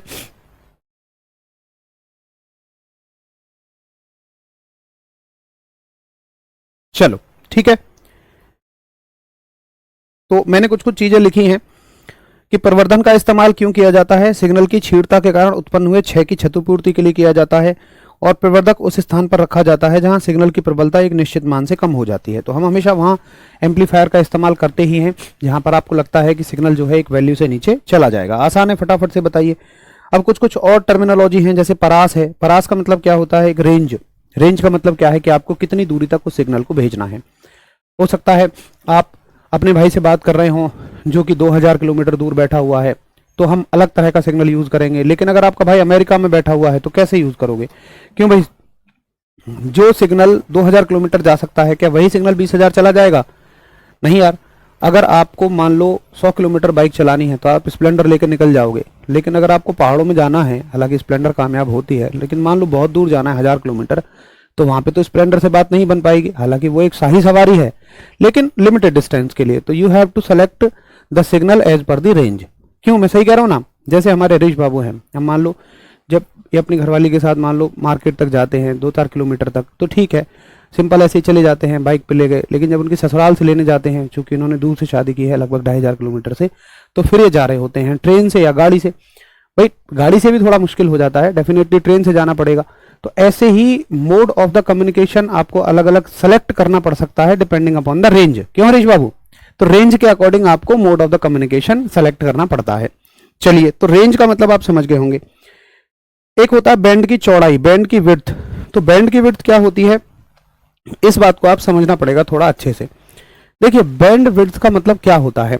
जैसे कभी आपने, एक बहुत अच्छा एग्जांपल मैं आपको देता हूं, अगर आपने कभी रेडियो सुना हो तो रेडियो में सबसे अच्छा समझ आता है ये। तो आपने देखा होगा उसमें ना ऐसे लिखा होता है किलो हर्टज। किलो हर्टज में कुछ कुछ लिखा होता है, 600 kilo hertz, 700 kilo hertz, 800 kilo hertz, या कुछ मेगा हर्टज में लिखा होता है। और जब हम रेडियो में किसी भी प्रसारण को सुनना चाहते हैं तो हम क्या करते हैं, हम उस सुई को इनसे मिला देते हैं। ये एक सुई होती है उसमें, और हम गोल गोल घुमाते हैं तो ये सुई चलती है। और अगर मान लो मुझे जैसे रेडियो मिर्ची सुनना है, मुझे नहीं पता एग्जैक्टली वो 600 पे आता है या 700 पे आता है, बट अगर मान लो मैंने 600 पे लगाया तो रेडियो मिर्ची बज गया, 700 पे लगाया तो 98.4 FM बज गया, यहाँ पे बजाया तो मान लो दूरसंचार बज गया, जो इंडिया का नेशनल ब्रॉडकास्टिंग मीडियम है, दूरसंचार मीडिया। तो कहने का मेरा मतलब है कि आपने ये काम देखा होगा, ये अलग अलग फ्रीक्वेंसी पर ले जाने पर आपको अलग अलग स्टेशनों से ध्वनि सुनाई देती है। उनके जो भी प्रोग्राम उनका चल रहा होता है अलग अलग स्टेशन पर सुनाई देता है। अब देखिए आखिर ये क्या होता है। अच्छा, असल में अब तो सबके हाथों में मोबाइल फोन आ गए, तो ये चीजें ना के बराबर हो गई हैं, लेकिन पहले यही चीजें चला करती थी और आज भी शौकीन लोग इनको सुनते हैं। असल में ये कहानी है क्या? देखिए क्या है कि मान के चलिए 10 ऐसे लोग हैं जिनके आप कार्यक्रमों को सुन रहे हैं, ठीक है। अब अगर ये मान लो ये भी उसी समय पर उस बात को कहे, आपके रेडियो में जा रही है जो, ये भी इसी में कहे, ये भी उसी बात को कहे, ये मतलब सब अपनी अलग अलग बात को कह रहे हैं, लेकिन वो सब बातें आपके रेडियो में आ रही हैं। तो अब आप कैसे सेलेक्ट करोगे कि यार ये बात मैं सुनूं, क्योंकि एक समय पे तो एक ही बात सुनी जा सकती है। मान लो आपको इनकी बात सुननी है तो इनकी बातों को रोकना होगा अपने रेडियो में आने से। मैं आपको एक अच्छी कहानी बता रहा हूं, रेडियो में आने से रोकना होगा। अब क्या होता है, रोकने के लिए क्या करते हैं कि ये सभी लोग एक पर्टिकुलर फ्रीक्वेंसी पे अपनी बात को कहते हैं, या जो भी गाना सुना रहे होते हैं, मतलब इनका पूरा स्टेशन एक पर्टिकुलर फ्रीक्वेंसी पे चल रहा होता है। और जब भी कोई ऐसा चैनल बनना होता है तो सरकार से परमिशन ली जाती है, क्योंकि सरकार को पहले से पता है कि पता चला हाँ इसने भी 600 पे बना लिया, किसी और ने 600 हर्ट्ज पे बना रखा हो, किलो हर्ट्ज पे, तो दोनों मिक्स हो जाएंगे ना।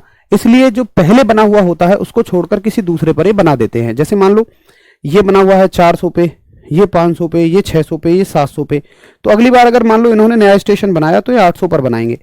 अब आपको समझ में आ गया, पर्टिकुलरली आपको सुनना है 600 वाला, तो आप इसको 600 पे ले जाओगे। अब 600 पे ले जाने से आपको तो बाहर ऐसा दिख रहा है, आपका जो बोर्ड लगा हुआ है उस रेडियो में, उसने ये समझ लिया कि सुनने वाला चाहता है कि 600 के सिग्नल को सुना जाए, बाकी को ब्लॉक कर दिया जाए, बस इतना काफी है।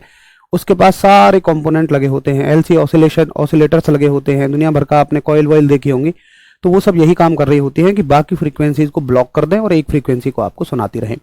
तो ये तो समझ में आया आपको कि किसी एक पर्टिकुलर फ्रीक्वेंसी को कैसे सुना जाता है। अब सुनिए, ऐसा नहीं है कि 600 किसी ने बना लिया तो एक कंपनी 601 बना लेगी, क्योंकि 600 में और 601 में बहुत बड़ा फर्क नहीं है और इन दोनों फ्रीक्वेंसीज में अंतर कर पाना असंभव हो जाएगा।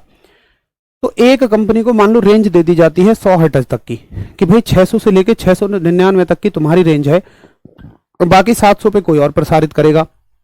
लेकिन वो कंपनी 699 पे नहीं करेगी, क्योंकि उसे पता है 699 पे करेगी तो 700 वाले से अटक जाएगा वो। तो वो क्या करती है, मान लो 600 से 650 तक अपना सिग्नल दे रही है, बाकी 50 का गैप है, फिर 700 पे सुना जाएगा। तो आपने कभी देखा होगा ना कि आप जैसे मान लो 600 से 650 के बीच में इसको सरकाओगे ना, हो सकता है 600 पे आपको क्लियर सुनाई दे, लेकिन 600 के बाद भी वो सरसराहट के साथ सुनाई देगा, कर कर कर कर, कर कुछ प्रोग्राम सुनाई देगा। उसके बाद वो यहां तो पूरा सर ऐसे सुनाई देगा, ये मतलब पूरा खाली जोन है, फिर यहां पर कोई प्रोग्राम सुनाई देगा। तो कुल मिलाकर आप देखते होंगे कि एक ऐसा नहीं है बिल्कुल एक फ्रीक्वेंसी पे तो 600 पे तो शार्प सुनाई देगा आपको प्रोग्राम, लेकिन उसके आसपास भी वो सुनाई देता है, क्योंकि वो उस फ्रीक्वेंसी पर भी प्रसारित किया जा रहा है, इसलिए ताकि दूसरी फ्रीक्वेंसी उसमें इंटरेक्ट ना करें। तो ये मैंने आपको पूरी कहानी बताई। अब 600 से 700 तक का जो ये गैप है, इसको बोलते हैं एनर्जी बैंड।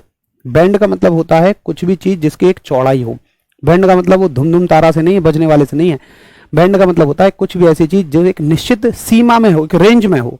एक चीज होती है पर्टिकुलर पॉइंट पे कि 600 पे है तो केवल 600 पे, एक चीज है 600 से लेकर 700 तक पे है तो वो एक रेंज में है, तो इसलिए उसको हम कहते हैं बैंड।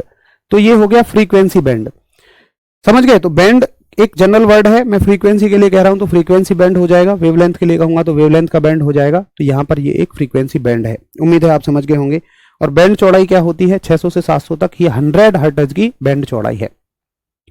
तो बैंड चौड़ाई क्या है कि वह आवृत्ति परास जिस पर कोई उपकरण कार्य करता है, उपकरण की बैंड चौड़ाई कहलाती है। किसी संचार व्यवस्था में संचरित होने वाले सिग्नलों की आवृत्ति परास को सिग्नलों की बैंड चौड़ाई कहते हैं। तो बेसिकली हम कम्युनिकेशन में तो फ्रीक्वेंसी को हम बैंड चौड़ाई कह देते हैं, मतलब फ्रीक्वेंसी की बैंड चौड़ाई को जनरली बैंड चौड़ाई कह देते हैं। करिए एक बार फटाफट से थम्स अप। हाँ जी, मुझे समझ में आ गई ये वाली बात।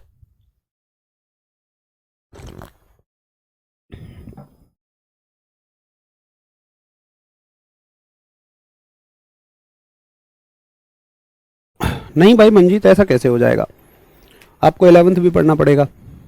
वाईटी प्रैक्टिस सेट में कंसेप्चुअल थ्योरी क्वेश्चन भी करवा दीजिए। रजत कब से ले रहे हो आप प्रैक्टिस सेट, और ये बताओ कि जितने चैप्टर कराए हैं उसमें कौन सा ऐसा क्वेश्चन बचा है जो आपके हिसाब से कंसेप्चुअली थ्योरी में आता हो बट मैंने नहीं कराया है। सारे क्वेश्चन कराए हैं मेरे दोस्त, जो भी आ सकते हैं। मैं तो इवन आपको उसमें बड़ी बड़ी थ्योरी की स्लाइड्स भी देता हूं ताकि उन्हें आप खुद से रिवाइज कर सकें। ठीक है भाई, आगे देखें। परास हो गया, बैंड चौड़ाई हो गया। अब देखो एक प्रक्रिया आती है जिसको हम बोलते हैं मॉड्यूलेशन। देखिए मैंने कहा एक चीज होती है क्षीणता, अटेनुएशन, ठीक। तो अटेनुएशन का काम क्या था, एक सेकंड रुको, सुनो।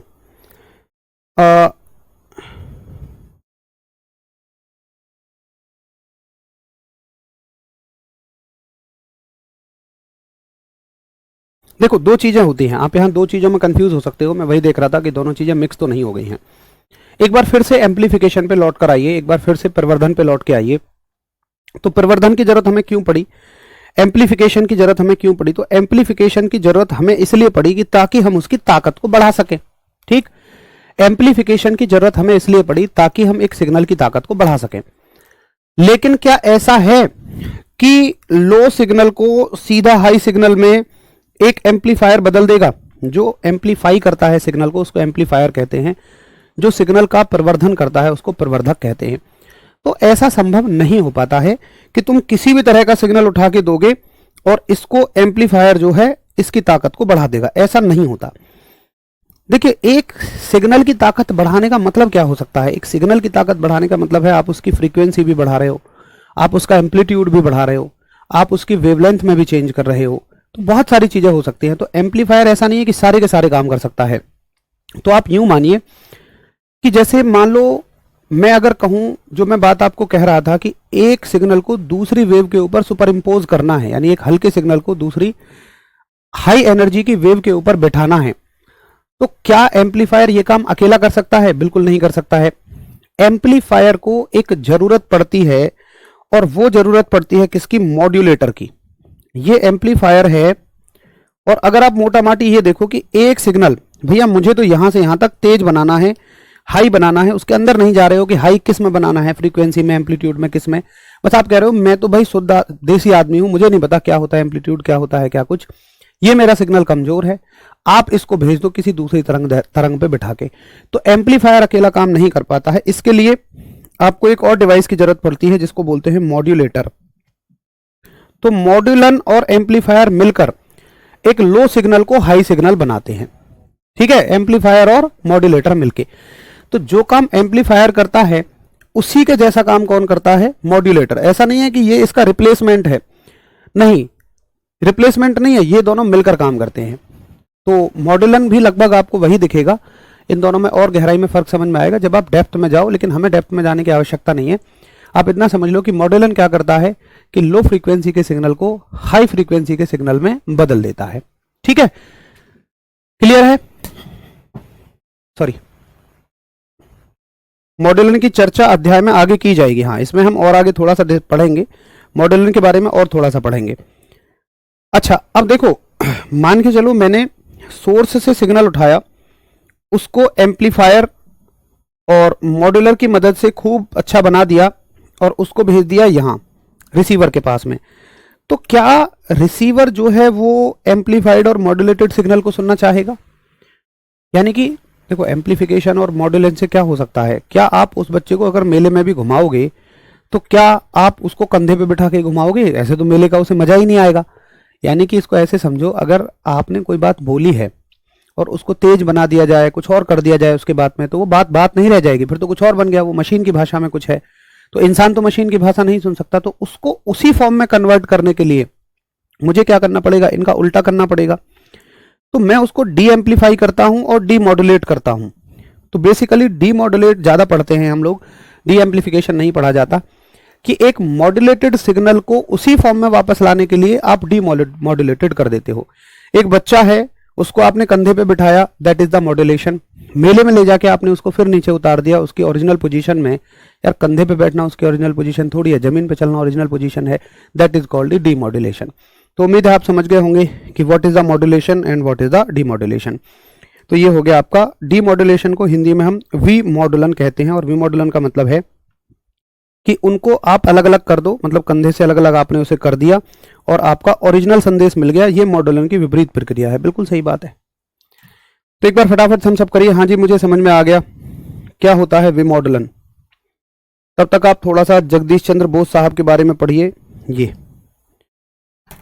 बड़ी अच्छी कहानी है, पढ़ के देखो एक बार, मजा आ जाएगा। इसमें से भी सवाल बन सकते हैं।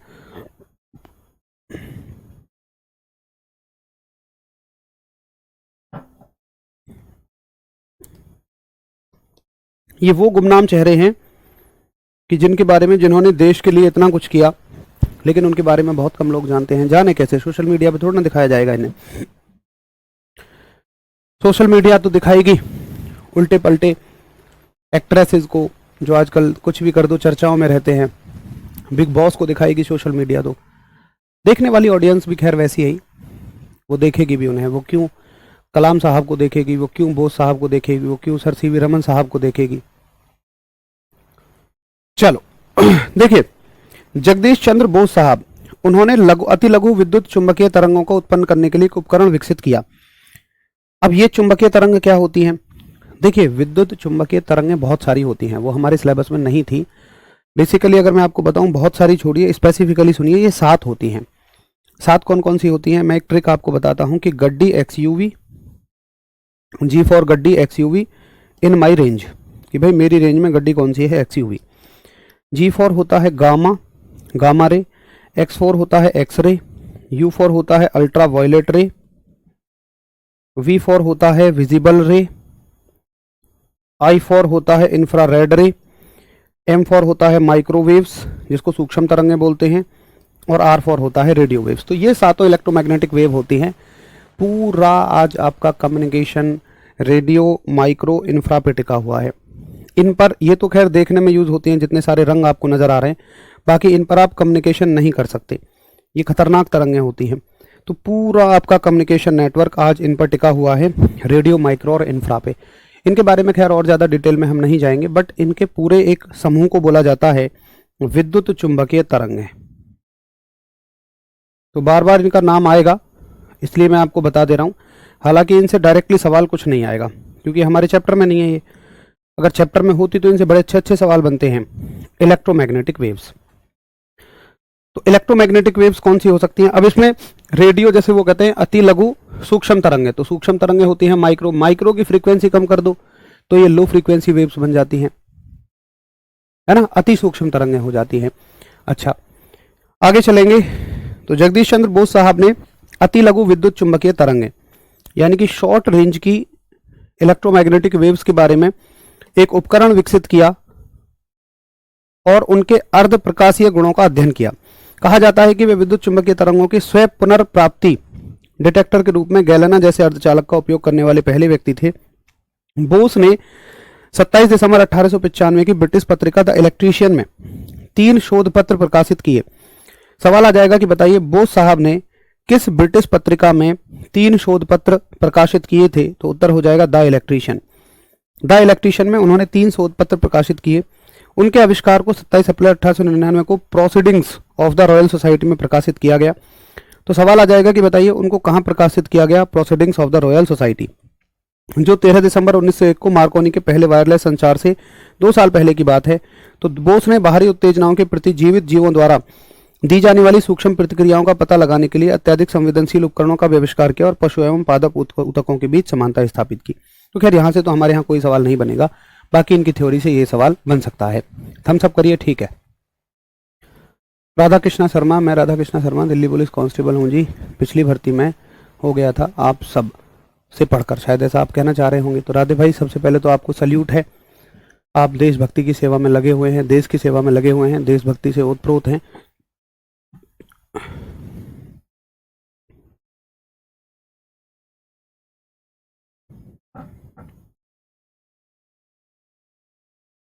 चलो आगे चलें। अब आ जाता है सिग्नलों की बैंड चौड़ाई। तो क्या होती है, मैंने आपको हालांकि बता दिया है कि सिग्नलों की बैंड चौड़ाई का मतलब क्या है। आधुनिक संचार व्यवस्था में संदेश सिग्नल कोई आवाज, संगीत, दृश्य अथवा कंप्यूटर आंकड़ा होता है। बिल्कुल सही बात है भाई। सिग्नल का मतलब क्या होता है? मेरी आवाज एक सिग्नल हो सकती है, कोई म्यूजिक एक सिग्नल हो सकता है, कुछ चित्र मुझे दिख रहा है वो सिग्नल हो सकता है, या कंप्यूटर पे जो मुझे डेटा दिख रहा है मान लो ग्राफ की फॉर्म में, वो एक सिग्नल हो सकता है। तो इन सिग्नलों में से प्रत्येक की आवृत्ति परास जो है अलग अलग होती है, वो मैंने आपको बता दिया। कभी एक सिग्नल की आवृत्ति परास सेम नहीं हो सकती है। तो दिए गए संदेश सिग्नल के संप्रेषण के लिए आवश्यक संचार व्यवस्था संदेश सिग्नल की आवृत्ति परास पर निर्भर करती है। तो सवाल बन सकता है कि बताइए संचार व्यवस्था मूल रूप से किस पर निर्भर करती है? तो ये आवृत्ति परास पर निर्भर करती है। यानी कि कम्युनिकेशन किस तरह का होगा, यानी कि वो केवल चित्र होगा या वो केवल आवाज होगी या आवाज के साथ चित्र भी होगा, तो ये सारा का सारा फ्रीक्वेंसी पर निर्भर करता है।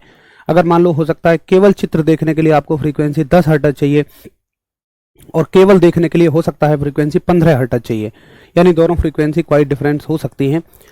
तो दोनों तरह की चीजें देखने के लिए हो सकता है आपको 25 हर्ट्ज की फ्रीक्वेंसी चाहिए। ठीक है, चलो आगे चलें। इंपॉर्टेंट कुछ फैक्ट देखिए। देखो जैसे अब कुछ चीजें देखिए, अगर आप केवल चित्र देखना चाहते हैं यानी वीडियो देखना चाहते हैं, अब यहां से सवाल बन सकता है चित्र देखने के लिए प्रयुक्त वीडियो सिग्नलों को लगभग 2.4 मेगाहर्ट्ज बैंड चौड़ाई की आवश्यकता होती है। याद रखना, अगर आप केवल देखना चाहते हैं, चित्र देखना चाहते हैं तो 4.2 मेगाहर्ट्ज बैंड चौड़ाई की आवश्यकता होती है। लेकिन अगर आप देखने के साथ साथ सुनना चाहते हैं, यानी चित्र भी चाहते हैं और सुनना भी चाहते हैं, तो लगभग लगभग कितनी सिग्नल की बैंड चौड़ाई होनी चाहिए? ये होनी चाहिए 6 मेगाहर्ट्ज। तो ये पॉइंट आपको याद रखना है कि अगर आप केवल चित्र देखना चाहते हैं तो 4.2 मेगाहर्ट्ज, अगर आप सुनने के साथ देखना चाहते हैं तो ये 6 मेगाहर्ट्ज होता है। ठीक है, आगे चलें। प्रेषण माध्यम की बैंड चौड़ाई, bandwidth of a transmission medium. ये मैंने आपको बता दिया कि बैंड चौड़ाई का क्या मतलब होता है। अलग अलग माध्यम में अलग अलग बैंड चौड़ाई होती है। अब देखिए, प्रेषण के किसी सूचना को भेजने के कितने तरीके हो सकते हैं, कितने माध्यम हो सकते हैं। तो मेरे बात को बड़े ध्यान से सुनना। देखिए, माध्यम हो सकता है, जैसे मान लो आप पृथ्वी पर रह रहे हैं यहां, और मान लो आपका घर जो है वो यहां है और आपकी उनका घर जो है, आपका घर यहां है और आपकी उनका घर मान लो यहां है। ठीक है, अब आपके घर में भी एक लैंडलाइन फोन लगा हुआ है, उनके घर में भी, जिसकी तार यहां से यहां तक बिछी हुई है ऐसे करके, ठीक है। तो आप जब भी कुछ बोलेंगे इस तार के थ्रू वो बात यहां से यहां तक इन तक पहुंच जाएगी, इन्हें सूचना मिल जाएगी। तो पहला कम्युनिकेशन हो सकता है आपका, जिसको हम बोलते हैं जो तारों की मदद से होता है, जो वायर्स की मदद से होता है। तो ऐसे कम्युनिकेशन को हम लोग वायर सिस्टम बोलते हैं, तार वाला कम्युनिकेशन बोलते हैं। लेकिन ये बहुत ज्यादा दूरियों तक फिजिबल नहीं है। मान लो आपको यहां से लेकर अगर महाराष्ट्र तक बात पहुंचानी है अपनी, तो इतना लंबा तार बिछा पाना, और ये सब पुराने तरीके हुआ करते थे। आज के समय में ये तरीके इनफिजिबल हैं टेलीफोनिक कम्युनिकेशन में। तो ये कहां काम आ सकते हैं? ये काम आ सकते हैं जैसे मान लो कि आप डिश टीवी देखते होंगे, तो डिश टीवी में जो वेव्स होती हैं, जो तरंगें होती हैं, जो डिश टीवी में होती हैं तरंगें, वो आपकी छत तक तो आ जाएंगी, लेकिन वो घर में अंदर नहीं जा सकती हैं, क्योंकि तरंगें खुली हवा में चल सकती हैं, वो घरों में अंदर नहीं जा सकती हैं। अब ऐसा तो है नहीं कि आप भी छत पे बैठ के टीवी देखोगे। तो हम क्या कर लेते हैं कि छत तक तो उन तरंगों को एक प्लेट पर इकट्ठा कर लेते हैं। आपने देखा होगा डिश टीवी की छतरी ऊपर लगी होती है, तो डिश टीवी की छतरी पर हम उन्हें इकट्ठा कर लेते हैं, और डिश टीवी की छतरी से एक तार नीचे आ जाता है हमारे उस मशीन तक जो उस सिग्नल को ले रही है। तो वहां पे हम केबल का यूज कर लेते हैं। तो केबल का यूज उस जगह पर करते हैं जहां पर वायरलेस काम नहीं कर सकता, लेकिन most of the time wireless करता है। मतलब 98% वायरलेस ने कर दिया और 2% केबल ने कर दिया, ठीक है। अच्छा, तो ये हो गया आपका वायर केबल, यानी कि तार के थ्रू जो कम्युनिकेशन होता है। लेकिन बहुत दूरी तक तार के थ्रू कम्युनिकेशन पॉसिबल नहीं है, 2000 किलोमीटर दूर। तो वहां पर हम किसकी हेल्प लेते हैं? फिर वहां पर हम हेल्प लेते हैं ये जो बीच का स्पेस है, सुनना बड़े ध्यान से, ये जो बीच का स्पेस है इसकी हम हेल्प ले लेते हैं, और इसलिए इसको बोलते हैं स्पेस कम्युनिकेशन। देखो ये तो हो गया वायर कम्युनिकेशन, इसको बोलते हैं स्पेस कम्युनिकेशन। अब स्पेस कम्युनिकेशन का मतलब बहुत सारे बच्चे अंतरिक्ष कम्युनिकेशन से समझ लेते हैं। उनको लगता है स्पेस का मतलब है कि तरंगें जो हैं बाहर अंतरिक्ष में जा रही हैं, चंद्रमा पे जा रही हैं, फिर वहां से आ रही हैं। नहीं, स्पेस का मतलब होता है कि देखो ये वाला जो स्पेस है दो लोगों के बीच में, मान लो ये दिल्ली है और ये महाराष्ट्र है, तो ये जो स्पेस है ना, खाली स्पेस, मैं इसकी बात कर रहा हूं, इसको बोलते हैं स्पेस कम्युनिकेशन। और स्पेस कम्युनिकेशन का मतलब हो जाता है आपका अंतरिक्ष कम्युनिकेशन, इसको बोल देंगे हम अंतरिक्ष कम्युनिकेशन, ठीक है। एक सेकंड रुको,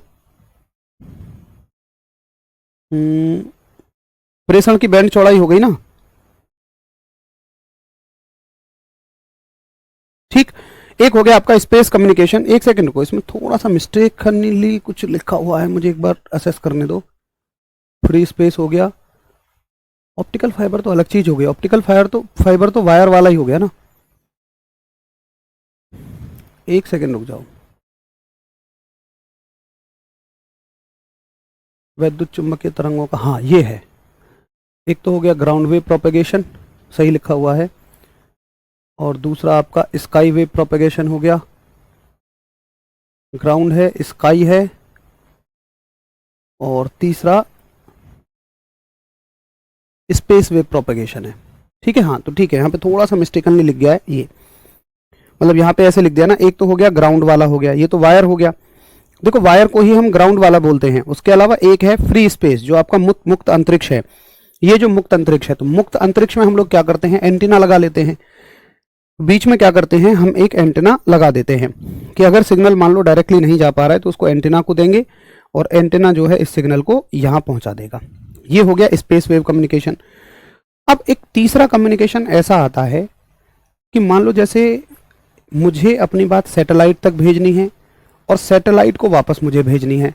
तो सैटेलाइट तो बहुत दूर है यार, 36,500 किलोमीटर की दूरी पर है।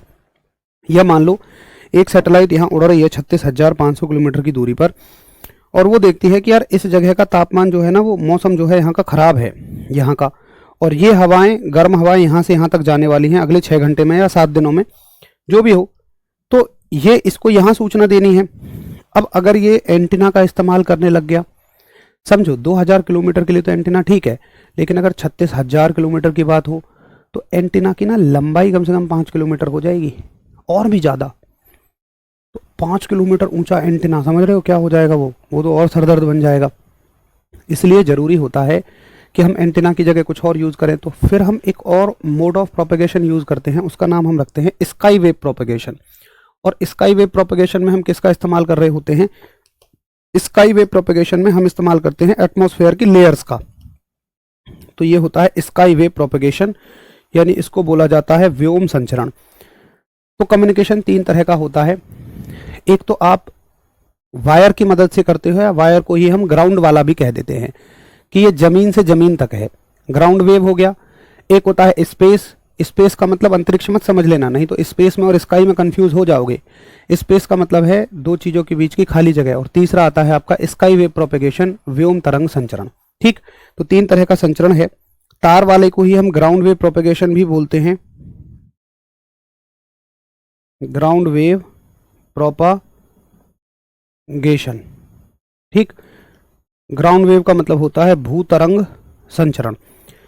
और ये हो गया आपका स्पेस वेव कम्युनिकेशन। और तीसरा आपका ऑप्टिकल फाइबर नहीं है, ऑप्टिकल फाइबर तो इसी में आ गया पहले वाले में ही। तीसरा आता है आपका स्काई कम्युनिकेशन, फ्री स्पेस हो गया। अगला आता है आपका स्काई वेव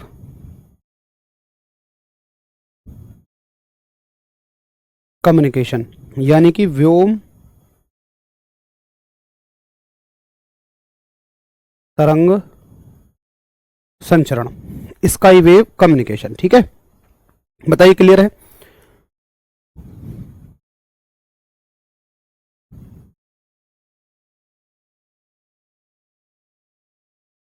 एक बार इसके बारे में थम्स अप करिए कि हाँ जी भैया मुझे तीनों तरह के कम्युनिकेशन क्लियर हैं।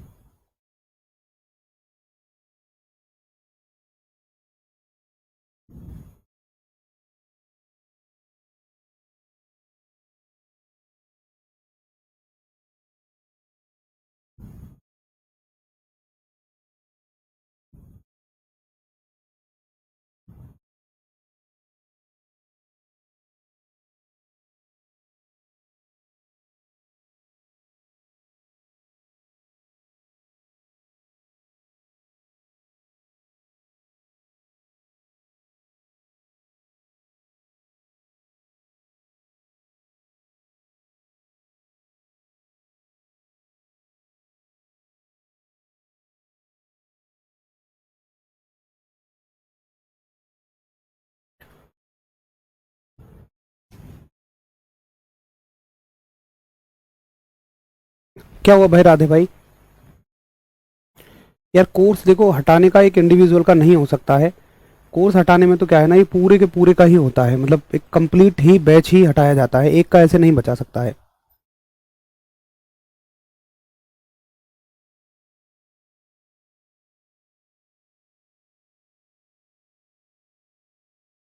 नहीं नहीं नहीं भाई, ऐसा नहीं होता है देव, मैं वही बोल रहा था ना कि स्पेस नाम सुन के ही ऐसा लगता है। स्पेस वेव कम्युनिकेशन का मतलब अंतरिक्ष की लेयरों का नहीं होता है, वो स्काई वेव कम्युनिकेशन में ही होता है।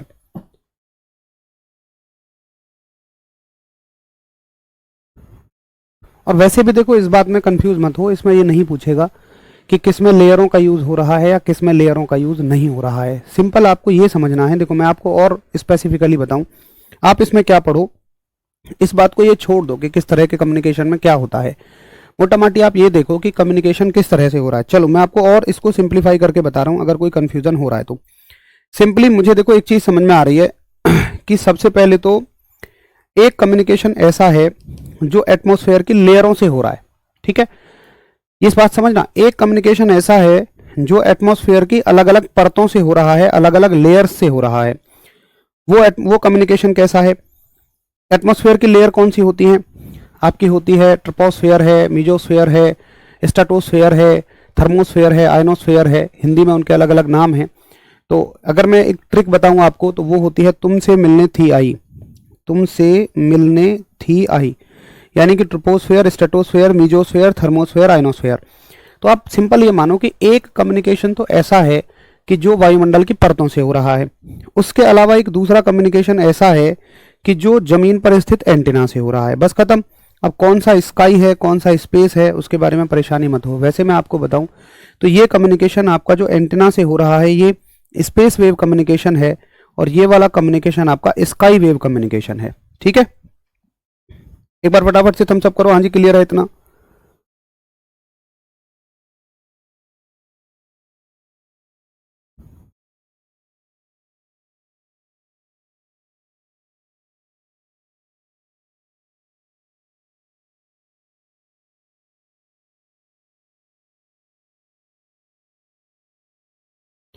नाम सुनने में आपको भले ही ऐसा लग सकता है, ठीक है। अब देखो, जैसे मैं आपको वन बाय वन एक एक के बारे में बता रहा हूं। जैसे मान लो हमारा ये हो गया, सबसे पहले हम ये देखते हैं, हमारा मान लो जो लेयर्स के थ्रू हो रहा है, एक सेकंड रुकना, बस ये जो हमारा कम्युनिकेशन हो रहा है लेयर्स के थ्रू, और मुझे पता है लेयर्स के थ्रू जो कम्युनिकेशन होता है उसको हम क्या बोलते हैं, एटमॉस्फेयर के लेयर के थ्रू, उसको बोलते हैं हम स्काई वेव कम्युनिकेशन।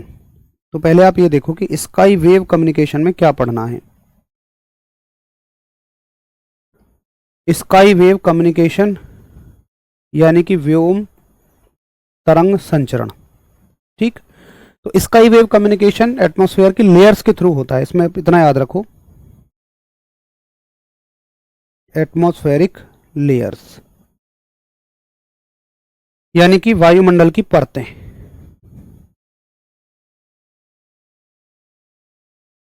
ठीक है, जो वायुमंडलीय परतों के माध्यम से होता है, जो एटमॉस्फेरिक लेयर्स के माध्यम से होता है, सही है। अब देखो इसमें हमें पढ़ना क्या है, जो स्काई वेव कम्युनिकेशन है इसमें सारी की सारी हमें यह पढ़नी है कि कौन सी परत किस फ्रीक्वेंसी को किस फ्रीक्वेंसी पर कम्युनिकेशन हमें दे सकती है। अब तुम इसमें थोड़ा सा समझोगे कि ऐसा क्यों होता है। देखो, हमारी जो भी एटमॉस्फेयर की लेयर्स होती हैं इन सबकी अलग अलग ताकत होती है। जैसे अगर मैं सारी लेयर्स की बात करूं, हिंदी में भी मैं सबके नाम बता दूंगा, अभी फिलहाल इंग्लिश में ही देखते रहो। ट्रोपोस्फेयर है, स्ट्रेटोस्फेयर है, तुम ज्योग्राफी के स्टूडेंट हो तो देख लो नीचे से ऊपर तक की लेयर कौन सी हो सकती है। अच्छा नहीं देव भाई ऐसा नहीं होता है। देखो मैंने पहले ही वो चीज बताई थी कि स्पेस का नाम सुन के आप हल्का कंफ्यूज हो सकते हो, लेकिन उसका मतलब समझो। तो ट्रोपोस्फेयर है, स्ट्रेटोस्फेयर है, मीजोस्फेयर है, और थर्मोस्फेयर है, और आयनोस्फेयर है। तो होता क्या है कि जो नीचे की लेयर्स होती है ना, इनकी प्रॉपर्टीज अलग होती हैं, ऊपर की लेयर्स की प्रॉपर्टीज अलग होती हैं। यानी ऐसा नहीं कहोगे आप कि जो ताकत ट्रोपोस्फेयर के पास है वही ताकत आयनोस्फेयर के पास है, ऐसा नहीं होता है। तो इन्हीं से रिलेटेड सवाल बनते हैं। अब देखो सवाल कहाँ बनते हैं, मैं आपको ना बहुत गहराई में लिए जाए बगैर सीधा डायरेक्ट सवालों पर लेकर चलता हूं। जैसे सबसे पहली जो लेयर होती है, जो सबसे नीचे लेयर होती है ट्रोपोस्फेयर, क्षोभ मंडल, जो जमीन से 10 किलोमीटर ऊपर होती है। तो ये आपकी अगर पृथ्वी है तो पृथ्वी से 10 किलोमीटर ऊपर तक की जो लेयर है ये होती है आपकी ट्रोपोस्फेयर, जिसको हम अपना सिंपल वायुमंडल मानते हैं। इसका अस्तित्व कब होता है, दिन और रात दोनों समय पर इसका अस्तित्व होता है। खैर हमें अस्तित्व से भी मतलब नहीं है, ना इनके डिस्टेंस से मतलब है। डिस्टेंस से सिर्फ इतना आपको समझ में आएगा कि कौन सी लेयर कितना ऊपर है। मुझे जो मतलब है वो ये है कि देखो ट्रोपोस्फेयर जो है ना, ये वेरी हाई फ्रीक्वेंसी, मतलब इससे कौन सी तरंगें सबसे ज्यादा परावर्तित होती हैं, तो ये जो परावर्तित कर पाता है ये बहुत कमजोर लेयर है एक तरह से, ये मान लो, और ये उतनी ज्यादा फ्रीक्वेंसी को परावर्तित नहीं कर पाता है, ये बात समझो। देखो होगा क्या कि जैसे मान लो यहां से कोई मुझे इंफॉर्मेशन भेजनी है, बात समझना, यहां से मान लो मुझे कोई इंफॉर्मेशन भेजनी है, तो मैं इस लेयर से क्या उम्मीद करूंगा, इस लेयर से उम्मीद करूंगा कि ये उसको रिफ्लेक्ट करके और कहीं भेज दे। लेकिन अगर ये लेयर बहुत कमजोर है तो ये हाई फ्रीक्वेंसी को नहीं रिफ्लेक्ट कर पाएगा, चूंकि हाई फ्रीक्वेंसी का मतलब समझ लो एनर्जी ज्यादा है। फ्रीक्वेंसी का डायरेक्टली मतलब होता है तरंग की एनर्जी से, उसकी एनर्जी ज्यादा है और वो उसको चीर के बाहर निकल जाएगी। तो ये वेरी हाई फ्रीक्वेंसी को रिफ्लेक्ट नहीं कर पाता है, ये बहुत लो फ्रीक्वेंसी को ही रिफ्लेक्ट कर पाता है। तो इसमें जो लिखा हुआ है ना, वेरी हाई फ्रीक्वेंसी को परावर्तित नहीं कर पाता, वेरी हाई फ्रीक्वेंसी को परावर्तित नहीं कर पाता, तो can not reflect very high frequency. देखो मैंने शॉर्ट में जो लिखा है ना, जैसे LF लिखा है तो ये है लो फ्रीक्वेंसी, VHSF F का मतलब है वेरी हाई फ्रीक्वेंसी, अति उच्च आवृत्ति, MF का मतलब है मीडियम फ्रीक्वेंसी। अब अगली लेयर पे आ जाओ आप, जिसका नाम है समताप मंडल, जो आपकी अगली लेयर है।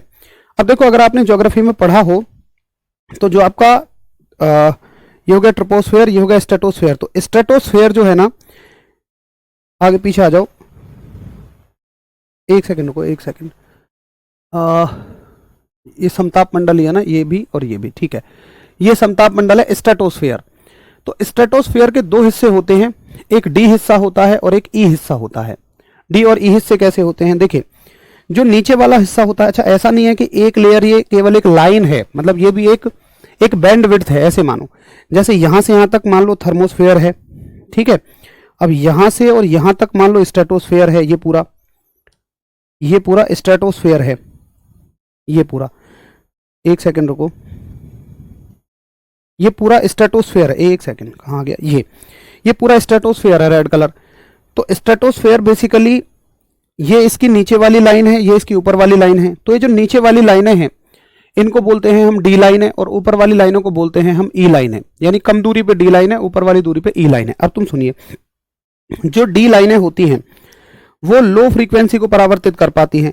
यानी कि देखो ये जो है थोड़ी सी, ये डी वाली जो है इससे थोड़ी ज्यादा ताकतवर होती है, और जो फ्रीक्वेंसी इससे निकल गई थोड़ी सी लो, बहुत ज्यादा हाई नहीं, थोड़ी सी लो को ये रिफ्लेक्ट कर देती है। लेकिन अगर कोई फ्रीक्वेंसी इसको भी पार करके जा रही है तो उसको ई जो है वो रिफ्लेक्ट कर सकती है, क्योंकि ई जो है वो इससे ज्यादा ताकतवर है। यानी कि जैसे जैसे आप ऊपर की तरफ चलते चले जाओगे तो इनकी ताकत जो है बढ़ती चली जाएगी। तो जो ई लेयर है आपकी वो और ज्यादा हाई फ्रीक्वेंसी को अवशोषित कर सकती है। तो आप देखें ना, ये जो ई लेयर है ये हाई फ्रीक्वेंसी को परावर्तित कर देती है। तो मतलब सवाल यहां से यही बनेगा। और ये कितनी दूर है, ये पृथ्वी से 100 किलोमीटर ऊंचाई पर है। अब आपने देखा कि बहुत ज्यादा फ्रीक्वेंसी, बहुत ज्यादा हाइट बढ़ने से इनकी ताकत बढ़ती चली जा रही है। अब सबसे टॉप की लेयर पे चलते हैं जिसका नाम है मेसोस्फेयर, थर्मोस्फेयर से नीचे। ये 170 से 190 किलोमीटर होती है। ये हाई फ्रीक्वेंसी तरंगों को आंशिक रूप से अवशोषित करती है, फिर भी उन्हें F2 तक पहुंचने देती है। मतलब क्या है कि हाई फ्रीक्वेंसी तरंगों को, अब देखो एक डाउट यहां पे ये आ सकता है कि ऐसा आप थंब रूल मत मानना कि जैसे जैसे आप ऊपर चलते चले जाओगे तो इनकी ताकत बढ़ती चली जाएगी। देखो जैसे मेसोस्फेयर तक, आपका ये स्ट्रेटोस्फेयर तक ये ताकत बढ़ती है, लेकिन अगर आप आ जाओगे मेसोस्फेयर पे, मेसोस्फेयर कौन सी लेयर थी आपकी, मैंने आपको बताया ये वाली लेयर, मेसोस्फेयर आपकी ये वाली लेयर है। मैं इसको अलग से बना देता हूं ये। तो आप ऐसा मत कहना कि मेसोस्फेयर जो है वो स्ट्रेटोस्फेयर से ऊपर है तो ये ज्यादा ताकतवर होगी, ऐसा नहीं है। यहां तक तो जो आप सोच रहे हो ठीक है कि थर्मोस्फेयर थोड़ी कमजोर है, उसके अलावा स्ट्रेटोस्फेयर का डी पार्ट थोड़ा सा ताकतवर है, और स्ट्रेटोस्फेयर का ई पार्ट जो है वो और ज्यादा ताकतवर है। लेकिन मेसोस्फेयर जो है वो इससे थोड़ी सी कमजोर होती है। मतलब बहुत सारे इफेक्ट होते हैं, ये पूरी ज्योग्राफी आपको पढ़नी पड़ेगी उसके लिए। ऐसा आप बिल्कुल रट्टा नहीं मारोगे कि ऊपर चलोगे तो इनकी ताकत बढ़ती चली जाएगी। तो ये क्या कर सकती है कि देखो ये तो वेरी हाई फ्रीक्वेंसी को भी रिफ्लेक्ट कर सकती है, लेकिन इसके अंदर इतनी ताकत नहीं है, ये केवल हाई फ्रीक्वेंसी को रिफ्लेक्ट कर सकती है। तो आपको याद रखना पड़ेगा कि ये तो देखो कुछ वेरी लो फ्रीक्वेंसी को रिफ्लेक्ट कर सकती है, ये हाई फ्रीक्वेंसी को रिफ्लेक्ट कर सकती है, सॉरी मीडियम फ्रीक्वेंसी को रिफ्लेक्ट कर सकती है, ये हाई फ्रीक्वेंसी को रिफ्लेक्ट कर सकती है, लेकिन ये हाई को ना करके फिर इसको कहो मीडियम फ्रीक्वेंसी को ही रिफ्लेक्ट कर सकती है। तो उसमें यही सवाल, एक कंपैरिजन करा के वो पूछ लेगा कि बताइए इनमें से सबसे ज्यादा ताकत किसकी होती है। तो अभी तक अगर हम देखें थर्मोस्फेयर, स्ट्रेटोस्फेयर और मेसोस्फेयर में से स्ट्रेटोस्फेयर की ताकत थोड़ी सी ज्यादा होती है। आगे चलिए, अगर आप तापमंडल को देखेंगे जो कि आपकी थर्मोस्फेयर है, यानी कि ऊपर वाली लेयर है, तो ये भी हाई फ्रीक्वेंसी की तरंगों को परावर्तित कर सकती है, यानी कि फिर से ताकत बढ़नी शुरू हो जाती है। तो मेसोस्फेयर से ज्यादा ताकतवर कौन है, थर्मोस्फेयर, और थर्मोस्फेयर की ताकत बढ़नी शुरू हो जाती है। और फिर मैं बताऊं फिर ताकत घट जाएगी, क्योंकि यहां पर आयनाइजेशन हो रहा है। तो आयनाइजेशन से क्या होगा ना कि ये लेयर आयनीकृत हुई रहती हैं। तो आयनीकरण का मतलब होता है ये कमजोर लेयर है और इनको तो पार ही करके चला जाएगा। खैर आयनोस्फेयर तक हम जाते नहीं है, हमारा कम्युनिकेशन थर्मोस्फेयर तक होता है। अगर मैं अब आपको फिर एक बार दोबारा से समझाऊं सारी लेयर्स के बारे में, तो कहानी देखो कुछ ऐसी है कि ये हो गई आपकी ट्रोपोस्फेयर, मेसोस्फेयर के दो पार्ट हो जाएंगे, और थर्मोस्फेयर, स्ट्रेटोस्फेयर, मेसोस्फेयर, ये थर्मोस्फेयर हो गई।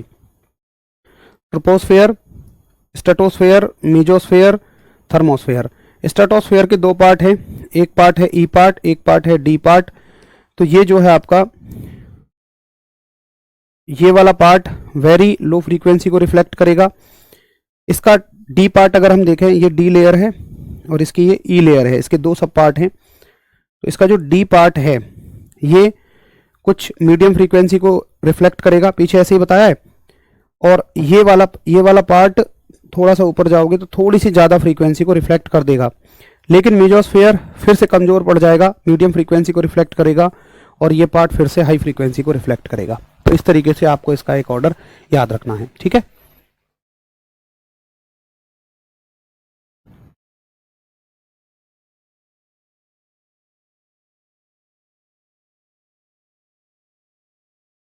अब देखिए इसमें एक सवाल ये खड़ा होगा कि यार एक बात बताओ, अगर मान लो कोई फ्रीक्वेंसी मीडियम रेंज की है तो मैं उसको यहां तक लेकर ही क्यों जाऊं, वो तो यहीं से लौट रही है। या अगर कोई हाई रेंज की है तो मैं उसको यहां तक लेकर ही क्यों जाऊं, इतनी ऊंचाई पर, मैं तो उसको यहीं से लौटा सकता हूं। देखिए केवल बात फ्रीक्वेंसी की नहीं है, बात दूरी की भी तो है।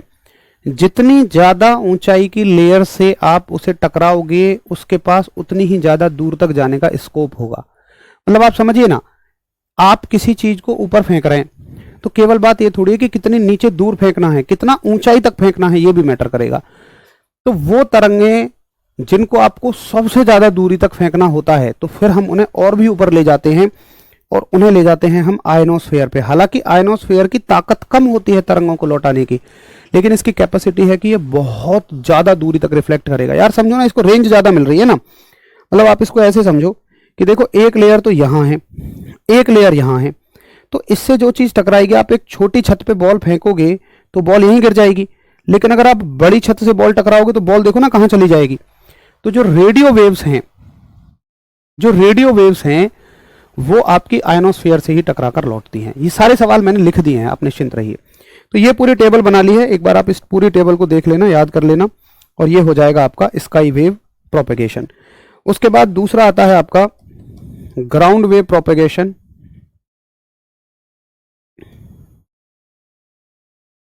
ग्राउंड वेव प्रोपेगेशन जिसको हमने बोला था भूतरंग संचरण। तो भूतरंग संचरण जो केवल जमीन के माध्यम से हो रहा है, अरे ये तो उसका पार्ट रह गया, एक सेकंड, उस टेबल का पार्ट रह गया है। चलो इधर आ जाएगा, अब ये टेबल यहाँ यहाँ यहाँ कंटिन्यूस हो जाएगी। देखिए भूतरंग संचरण क्या होता है कि जिसमें देखो बेसिकली हम भूतरंग संचरण में केबल का ही इस्तेमाल करते हैं, लेकिन केबल के अलावा हम थोड़ा सा वायरलेस भी इस्तेमाल कर सकते हैं, लेकिन वो बहुत थोड़ी दूरी होती है। मतलब मैंने जो 3 मोड आपसे डिस्कस किए हैं कम्युनिकेशन के, एक मोड वो है कि जिसको आप प्योरली जमीन से जमीन के थ्रू कर रहे हैं, मतलब यहां से सिग्नल जा रहा है जमीन के थ्रू, ऐसे चला जाएगा। एक मोड है उसमें कुछ ऊंचाई तक सिग्नल जाएगा एंटीना से और कुछ ज्यादा दूरी तक चला जाएगा। एक मोड है जिसमें आप लेयर्स का इस्तेमाल कर रहे हो, तो तब तो उसमें तो कहीं सिग्नल जाएगा और कहीं तक भी लौट के चला जाएगा, एक देश से दूसरे देश भी चला जाएगा। तो ये वाला जो मोड है ना, ये मोस्टली वायर बेस्ड होता है, बट ऐसा नहीं है कि 100% वायर बेस्ड होगा, थोड़ा सा इसमें वायरलेस कम्युनिकेशन भी होता है। लेकिन इसमें मान लेना कि ये छोटी मोटी दूरियों के लिए सही है, इसमें लॉस दुनिया भर के हैं। फिर आप कहोगे यूज क्यों करते हो? यार पता है, मान लो आपको 2 किलोमीटर दूर सिग्नल भेजना है, तो आप सैटेलाइट की मदद थोड़ी लोगे, हो सकता है आपके पास सैटेलाइट हो ही ना। आप सरकार से कहोगे मुझे सैटेलाइट की हेल्प दिलवा दो, तो सरकार आपसे पैसे चार्ज करेगी। या आजकल तो बहुत सारी प्राइवेट एजेंसी हैं, जैसे टेस्ला है, टेस्ला की स्पेसएक्स एजेंसी है, उसने अपनी सैटेलाइट भेज रखी हैं, वो आपको चार्ज करेगी। तो आप सोचोगे कि यार क्यों मैं इतना पैसा दूं, करोड़ों रुपए क्यों दूं, थोड़ा सा लॉस हो रहा है, होने तो कोई बात नहीं है, सिग्नल की एम्पलीफिकेशन ज़्यादा कर दूंगा अपने यहाँ से। तो आप मान लो एम्पलीफिकेशन करने में खर्चा आ रहा है 5,000 रुपये और सैटेलाइट का यूज़ करने में 1 करोड़ आ रहा है, तो किसको आप प्रेफर करोगे? 5,000 को ही प्रेफर करोगे ना। तो आप सोचोगे कि क्यों हम इस्तेमाल करते हैं, इसलिए इस्तेमाल करते हैं। ठीक है, तो ये हो गया आपका भूतरंग संचरण, ग्राउंड वेव प्रोपेगेशन। तो ग्राउंड वेव प्रोपेगेशन से बहुत ज़्यादा कुछ नहीं पूछा जाएगा। मुख्य मुद्दा आता है हमारा भूतरंग संचरण के अलावा, ग्राउंड वेव प्रोपेगेशन के अलावा जो स्काई वेव प्रोपेगेशन होता है। इसमें अब ये हो गया ग्राउंड वेव प्रोपेगेशन, भूतरंग संचरण। अब इसके अलावा लिखो आप sky wave propagation. Sky wave propagation, इसको हम आकाशीय या थोड़ी सी शुद्ध भाषा में व्योम तरंग संचरण भी कहते हैं। तो व्योम तरंग संचरण वो है जो बेसिकली एंटीना की हेल्प से किया जा रहा है। अब देखो इसमें एंटीना से क्या क्या सवाल आ सकता है। सबसे पहला और बड़ा जरूरी सवाल आएगा इसमें कि तुम जो एंटीना से कम्युनिकेशन कर रहे हो, एंटीना की लंबाई कितनी होनी चाहिए। तो देखो जो भी वेव तुम कम्युनिकेट करा रहे हो, भाई यहाँ आपका एंटीना है, यहाँ आप कुछ वेव भेज रहे हो, वो यहाँ सुनाई दे रही हैं। तो जो भी वेव आप भेज रहे हो ना, जितनी उसकी वेवलेंथ है, एंटीना की जो लंबाई है इस वेवलेंथ की 1/4 होनी चाहिए। ये बहुत इंपॉर्टेंट है। इससे एक न्यूमेरिकल बना देगा, आपसे कहेगा कि बताओ आपको 10,000 एंगस्ट्रॉम की वेवलेंथ की वेव को भेजना है, तो तरंग इसकी लंबाई कितनी होनी चाहिए, तो आप कर दोगे उसका 1/4। ठीक है ना। मतलब जैसे एक सवाल लिए ही लेते हैं, जैसे आपसे बोलेगा मान लो कि आपको 10,000 एंगस्ट्रॉम की वेवलेंथ की वेव को कहीं भेजना है, तो एंटेना की लंबाई कितनी होगी। तो तुम कहोगे देख भाई एंटेना की लंबाई होगी λ/4। तो लैम्डा कितना है 10,000 एंगस्ट्रॉम, 3 और 1 4, तो 10 की पावर 4 जीरो, और एंगस्ट्रॉम को मीटर में बदलोगे 10 की पावर -10, तो ये बदल जाएगा आपका किस में, मीटर में, बटे 4।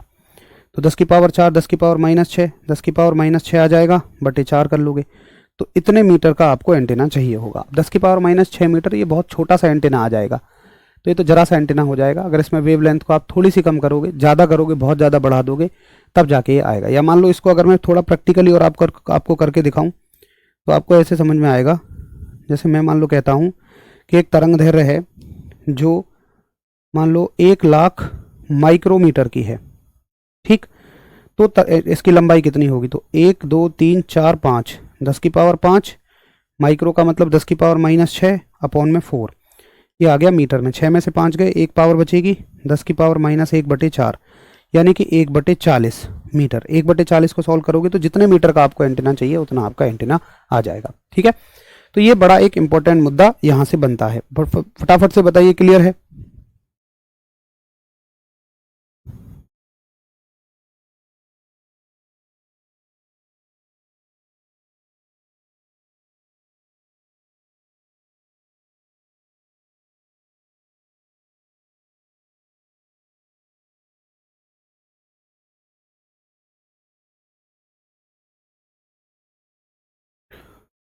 ठीक है, अब सुनो, इसमें एक बात और पूछी जाती है। क्या बात पूछी जाती है, सुनो सुनो सुनो सुनो सुनो, एक बड़ी शानदार सी बात बताता हूँ मैं आपको।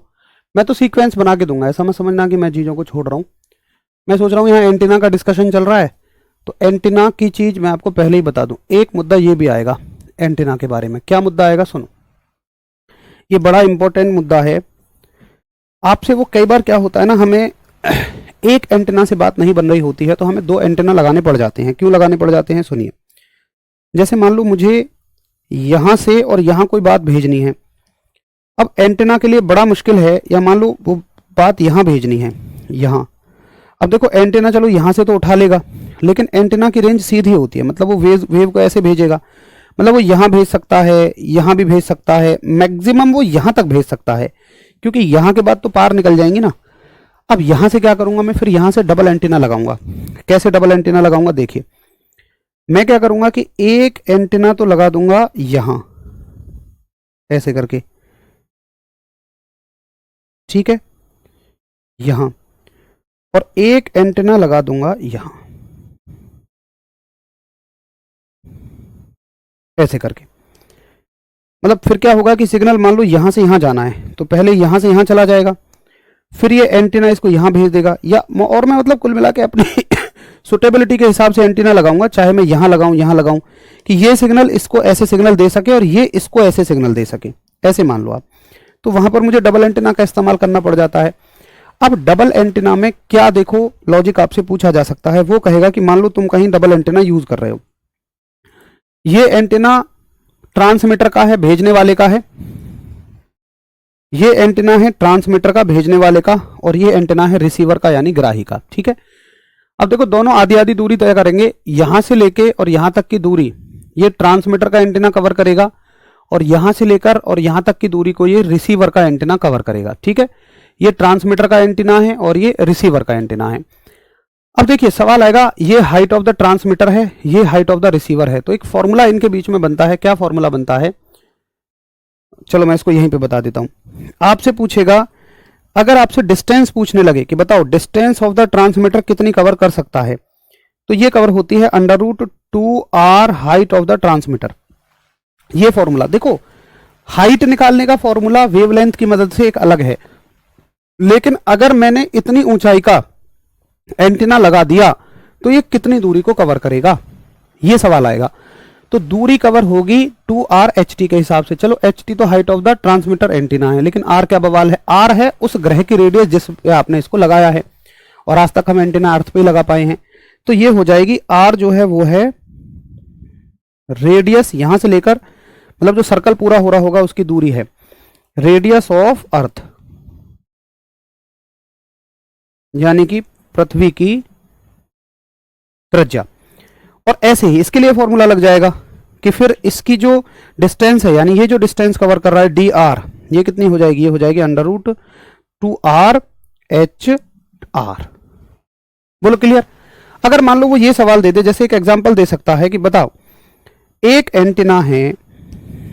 एंटीना है जिसकी ऊंचाई मान लो 2 किलोमीटर है, हालांकि 2 किलोमीटर फिजिबल नहीं होता, चलो आप ऐसे मानो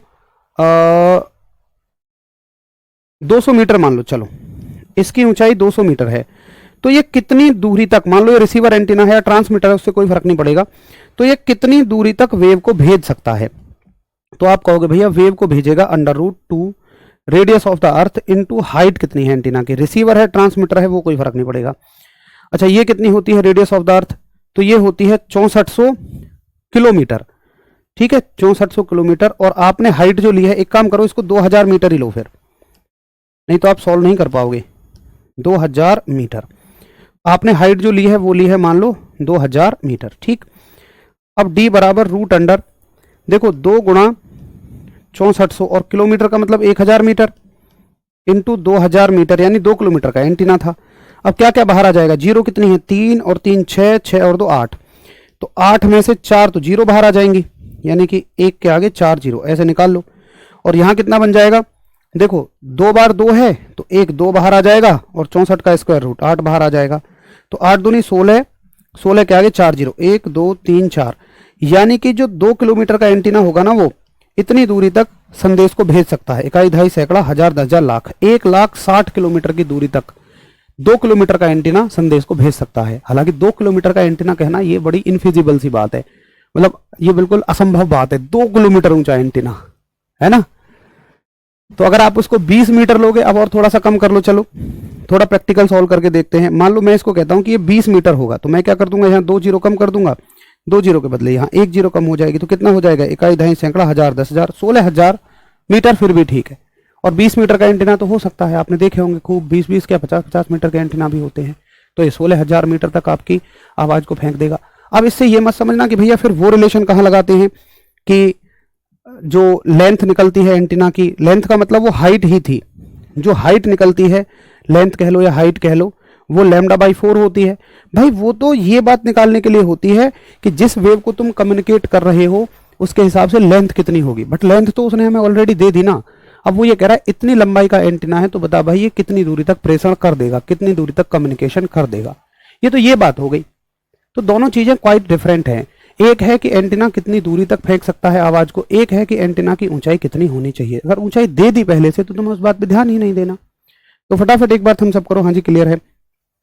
यानी कि अगर आप देखो कि अगर मैं दोनों ये एंटीना मिला दूं तो इसकी मैक्सिमम दूरी कितनी हो सकती है, तो दोनों को जोड़ दिया जाएगा बस, ये दोनों, ये d(t) हो गया, ये d(r) हो गया, और टोटल दूरी वो इतनी कवर कर लेगा। फटाफट से एक बार हम सब करके बताओ, हाँ जी क्लियर है।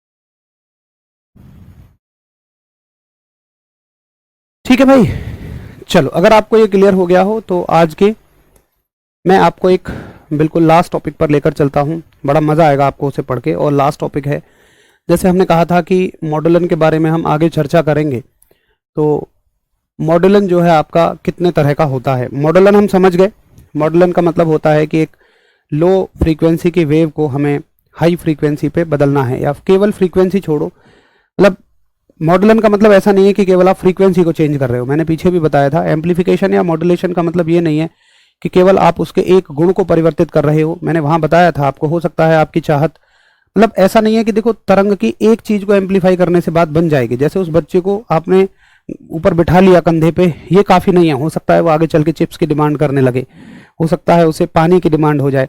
तो एक वेव के अंदर बहुत सारी प्रॉपर्टीज होती हैं, बेसिकली 3 प्रॉपर्टी होती हैं। क्या क्या होती है, एक तो फ्रीक्वेंसी होती है, आवृत्ति।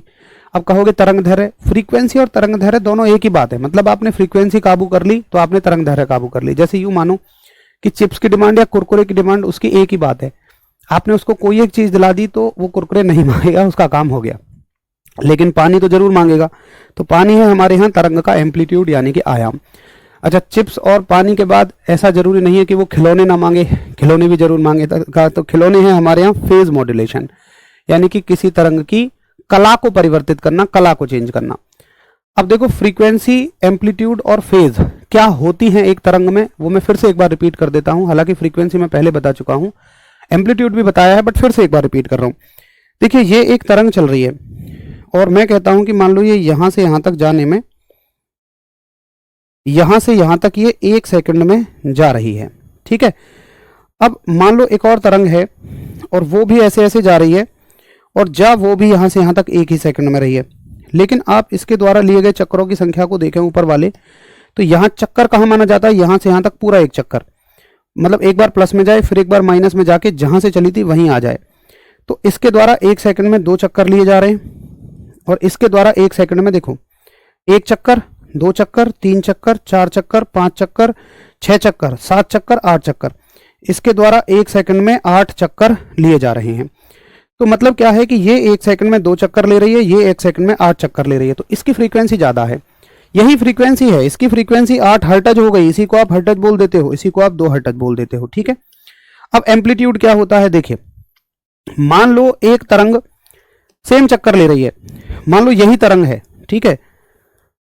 1 सेकंड को, एक तो तरंग ये हो गई और मान लो एक तरंग ऐसी है, चलो मैं चाह रहा हूं कि फ्रीक्वेंसी बराबर रहे, इसलिए मैं इसी टाइम गैप को लूंगा। ये मान लो एक तरंग ऐसे चल रही है बट वो ऐसे चल रही है, मतलब ले तो वो भी 2 चक्कर रही है, लेकिन इसकी ऊंचाई देखो, ऊंचाई ज्यादा है, तो ऊंचाई को हम कहते हैं एम्पलीट्यूड यानी कि आयाम। अब कला क्या होती है, कला क्या होती है, फेज क्या होती है, सुनिए, फेज होती है, जैसे मान लो एक तरंग तो चल रही है यहां से, ठीक है, और एक तरंग चल ही यहां से रही है, तो भाई ये वाली तरंग मतलब सेकंड के चौथे हिस्से में, यानी 1/4 सेकंड में ये वाली तरंग ये यहां से यहां पहुंचेगी सेकंड के चौथे हिस्से में, लेकिन ये तो सेकंड के चौथे हिस्से में यहां पहुंच चुकी होगी ना। मतलब 2 बच्चे दौड़ रहे हैं, एक थोड़ा आगे से दौड़ रहा है, एक थोड़ा पीछे से दौड़ रहा है, तो आगे वाला बच्चा हमेशा आगे रहेगा, वो उसी समय में ज्यादा, मतलब दूरी ज्यादा नहीं लेकिन आगे आगे दिखाई देगा आपको। तो कला इसी चीज को बोलते हैं, फेज इसी चीज को बोलते हैं कि एक तरंग की शुरुआत कहां से हुई। तो ये 3 चीजों में हमें चेंज करना होता है। बस आपको इतना समझना है कि मॉडुलन के मामले में हम 3 चीजों का मॉडुलन करते हैं। एक एम्पलीट्यूड का मॉडुलन, आयाम का मतलब उसके आयाम को बढ़ा देते हैं। फ्रीक्वेंसी मॉडुलेशन का मतलब हम फ्रीक्वेंसी को बढ़ा देते हैं। और एक आता है आपका फेज मॉडुलेशन, कला मॉडुलन। तो कला मॉडुलन में हम उसकी फेज को बढ़ा देते हैं, यानी उसको थोड़ा सा पहले ही आगे करके रखते हैं, एक पुश पीछे से मिल जाता है। भारत में रेडियो प्रसारण में आयाम मॉडुलन का उपयोग होता है। अब देखिए, आप कभी भी, जो मैंने बोला कि इंडिया का जो सरकारी कम्युनिकेशन है, आप हमेशा उसको एएम पर ही सुनेंगे। कभी आप रेडियो देखना, उसमें पीछे लिखा होता है एएम, एफएम, पीएम, देखना कभी ध्यान से, एएम, एफएम, पीएम। तो कुछ रेडियो स्टेशन क्या करते हैं, अपनी एम्पलीट्यूड को मॉड्यूलेट करके देते हैं, कुछ फ्रीक्वेंसी को मॉड्यूलेट करके देते हैं, कुछ फेज को मॉड्यूलेट करके देते हैं। एक ही तरंग में तीनों की शायद जरूरत ना के बराबर पड़ती है, एक चीज से ही काम चल जाता है।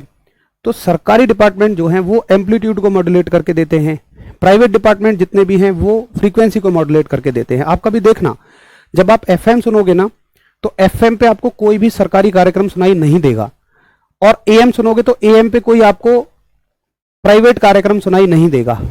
एएम पर आपको दूरदर्शन मिलेगा, संचार वाणी मिलेंगे, ये सब प्रोग्राम चलते मिलेंगे जो कृषि के बारे में बताते रहेंगे। आपने देखा होगा जो दादाजी लोग होते हैं हमारे, वो मोस्टली एएम की चीजों को सुन रहे होते हैं कि खेत में ये डालने से ये हो जाएगा। उस पर जो पुराने समय की रागनियां आती रहती हैं, वो सब सरकारी कार्यक्रम हो रहे होते हैं। जैसे आपने जब देखा, मान लो कोविड के टाइम में, खैर वो तो टेलीविजन पर ब्रॉडकास्टिंग की गई थी रामायण की, महाभारत की बट अगर उसको वो बोल के करते, विजुलाइज ना करके केवल ऑडियो की फॉर्म में करते, तो वो एएम पे ही करते। सरकारी तंत्र एएम पे काम करता है, प्राइवेट तंत्र एफएम पे काम करता है, पीएम पर बहुत कम लोग काम करते हैं। दूरदर्शन के प्रसारण में दृश्य सिग्नलों के लिए आयाम मॉडुलन तथा ध्वनि सिग्नलों के लिए आवृत्ति मॉडुलन का इस्तेमाल होता है, ठीक है।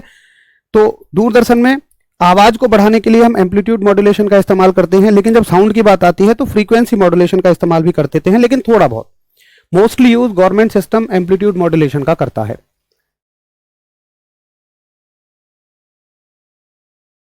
ठीक है, तो भाई ये आज का आपका कम्युनिकेशन सिस्टम के बारे में कहानी हो गई। अब देखिए कम्युनिकेशन सिस्टम में आया, इसमें दूर संचार वाले चैप्टर में आपको मोस्टली फोकस कहाँ करना है, एक सेकंड रुको, मोस्टली फोकस जो आपको करना है वो करना है इसके फैक्चुअल डेटा पे। फैक्चुअल डेटा कुछ इसका जो ऐसा डेटा है जिससे मैंने आपको तरीका बताया, थ्योरी से देखो लंबे चौड़े थ्योरी से क्वेश्चन नहीं बनते हैं, फैक्ट से क्वेश्चन बनते हैं। जैसे वो पूछ लेगा कि बताओ मोड ऑफ द कम्युनिकेशन कितने तरह के होते हैं, ये बड़ा इंपॉर्टेंट सवाल है। तो मोड ऑफ द कम्युनिकेशन 3 तरह के होते हैं, 3 तरह के से आप कम्युनिकेशन को देखते हो। उसके अलावा बोल देगा कि बताओ स्काई वेव प्रोपेगेशन में किसका इस्तेमाल होता है, फिर पूछ लेगा एंटेना की लंबाई कितनी होनी चाहिए, फिर पूछ लेगा एंटेना किस डिस्टेंस तक कर सकता है, फिर पूछ लेगा शोर क्या है, फिर पूछ लेगा निम्न में से किसका मॉड्यूलेशन किया जा सकता है। तो एम्पलीट्यूड, फ्रीक्वेंसी और फेज। क्या वेवलेंथ का मॉड्यूलेशन किया जा सकता है? नहीं।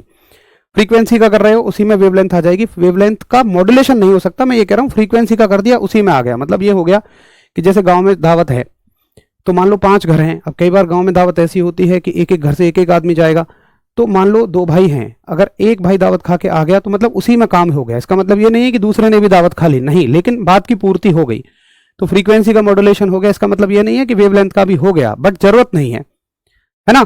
तो इस तरह के फैक्चुअल डेटा पे आप थोड़ा फोकस करना, इंपॉर्टेंट चैप्टर है, हो सकता है इससे आपको थोड़े से ज्यादा सवाल देखने को मिल सकते हैं। मतलब ज्यादा का मतलब क्या है यार, 2 सवाल सब चैप्टरों से एक एक आए तो इससे 2 सवाल आ जाएंगे, हो सकता है। बाकी अभी हम लोगों को फाइबर ऑप्टिक्स पढ़ना है, और बाकी जो भी इससे जैसे भी क्वेश्चंस बन सकेंगे, जो भी इससे सवाल बन सकेंगे, कुछ एक आधा पॉइंट इसके ऐसे हैं जो थ्योरी में उतने जरूरी नहीं है, क्वेश्चन के फॉर्मेट में जरूरी हैं। तो क्वेश्चन के फॉर्मेट में मैं उन सभी चीज़ों को कराऊंगा। उम्मीद है आपको मेरी बात वो याद होगी जब मैंने कहा था कि थ्योरी से केवल आपका 60-70% सिलेबस कवर होता है, बाकी 25-20% आपका सिलेबस रिमेनिंग कवर होता है क्वेश्चंस के फॉर्मेट में। तो प्रैक्टिस किसी को भी नहीं छोड़नी है, प्रैक्टिस सभी को करनी है, वो बहुत मस्ट है, बहुत ज़्यादा जरूरी है, सभी को उस प्रैक्टिस को अच्छे से अटेंड करना है। तो साथियों, आपके सिलेबस को पूर्ण करने के लिए आज मैंने ये क्लास लगाई, और संभवतः कल की क्लास 1 घंटे की शाम वाली और आज की 2 घंटे की क्लास से हम बहुत आगे हो गए हैं। मतलब 3 दिन पूरा आगे हो गए हैं। 1 तारीख, 2 तारीख, 3 तारीख का समय हमारा पूरा बच गया है। अभी हमारे पास पूरा 3 दिनों का समय है। अगर इस क्लास को हम नहीं लगाते तो सिलेबस हमारे ऊपर हावी होता, लेकिन अब हमने इस क्लास को लगा दिया तो हम सिलेबस पर हावी हैं। मतलब हमारे पास 2 क्लास का कंटेंट है और 3 दिन हमारे पास बचे हुए हैं। तो खैर वो तब डिसाइड कर लेंगे कि तीसरे दिन क्या करना है, जैसे आपकी जो रहेगा। कुछ किसी के डाउट रहेंगे तो डाउट क्लास लगा लेंगे एक दिन। टारगेट है 31 दिसंबर तक का, हम कल और परसों में ही खत्म कर लेंगे। छोटा सा चैप्टर है फाइबर ऑप्टिक्स, हो सकता है कल ही खत्म हो जाए, ना भी होगा तो उसका कुछ थोड़ा बहुत हिस्सा बचेगा, उसको हम मोस्ट प्रोबेबली हद से हद परसों कर लेंगे। चलिए अब हम लोग कल मिलेंगे, तब तक के लिए आप सभी को नमस्कार, धन्यवाद, जय हिंद। बाकी एक बात जो मैं आपको बताता हूँ मोस्टली, कि अब अपना ज़्यादा से ज़्यादा समय आप रिवीजन पे लगाओ, रिवीजन पे फोकस करो। चलिए कल मिलेंगे, जय हिंद, जय भारत।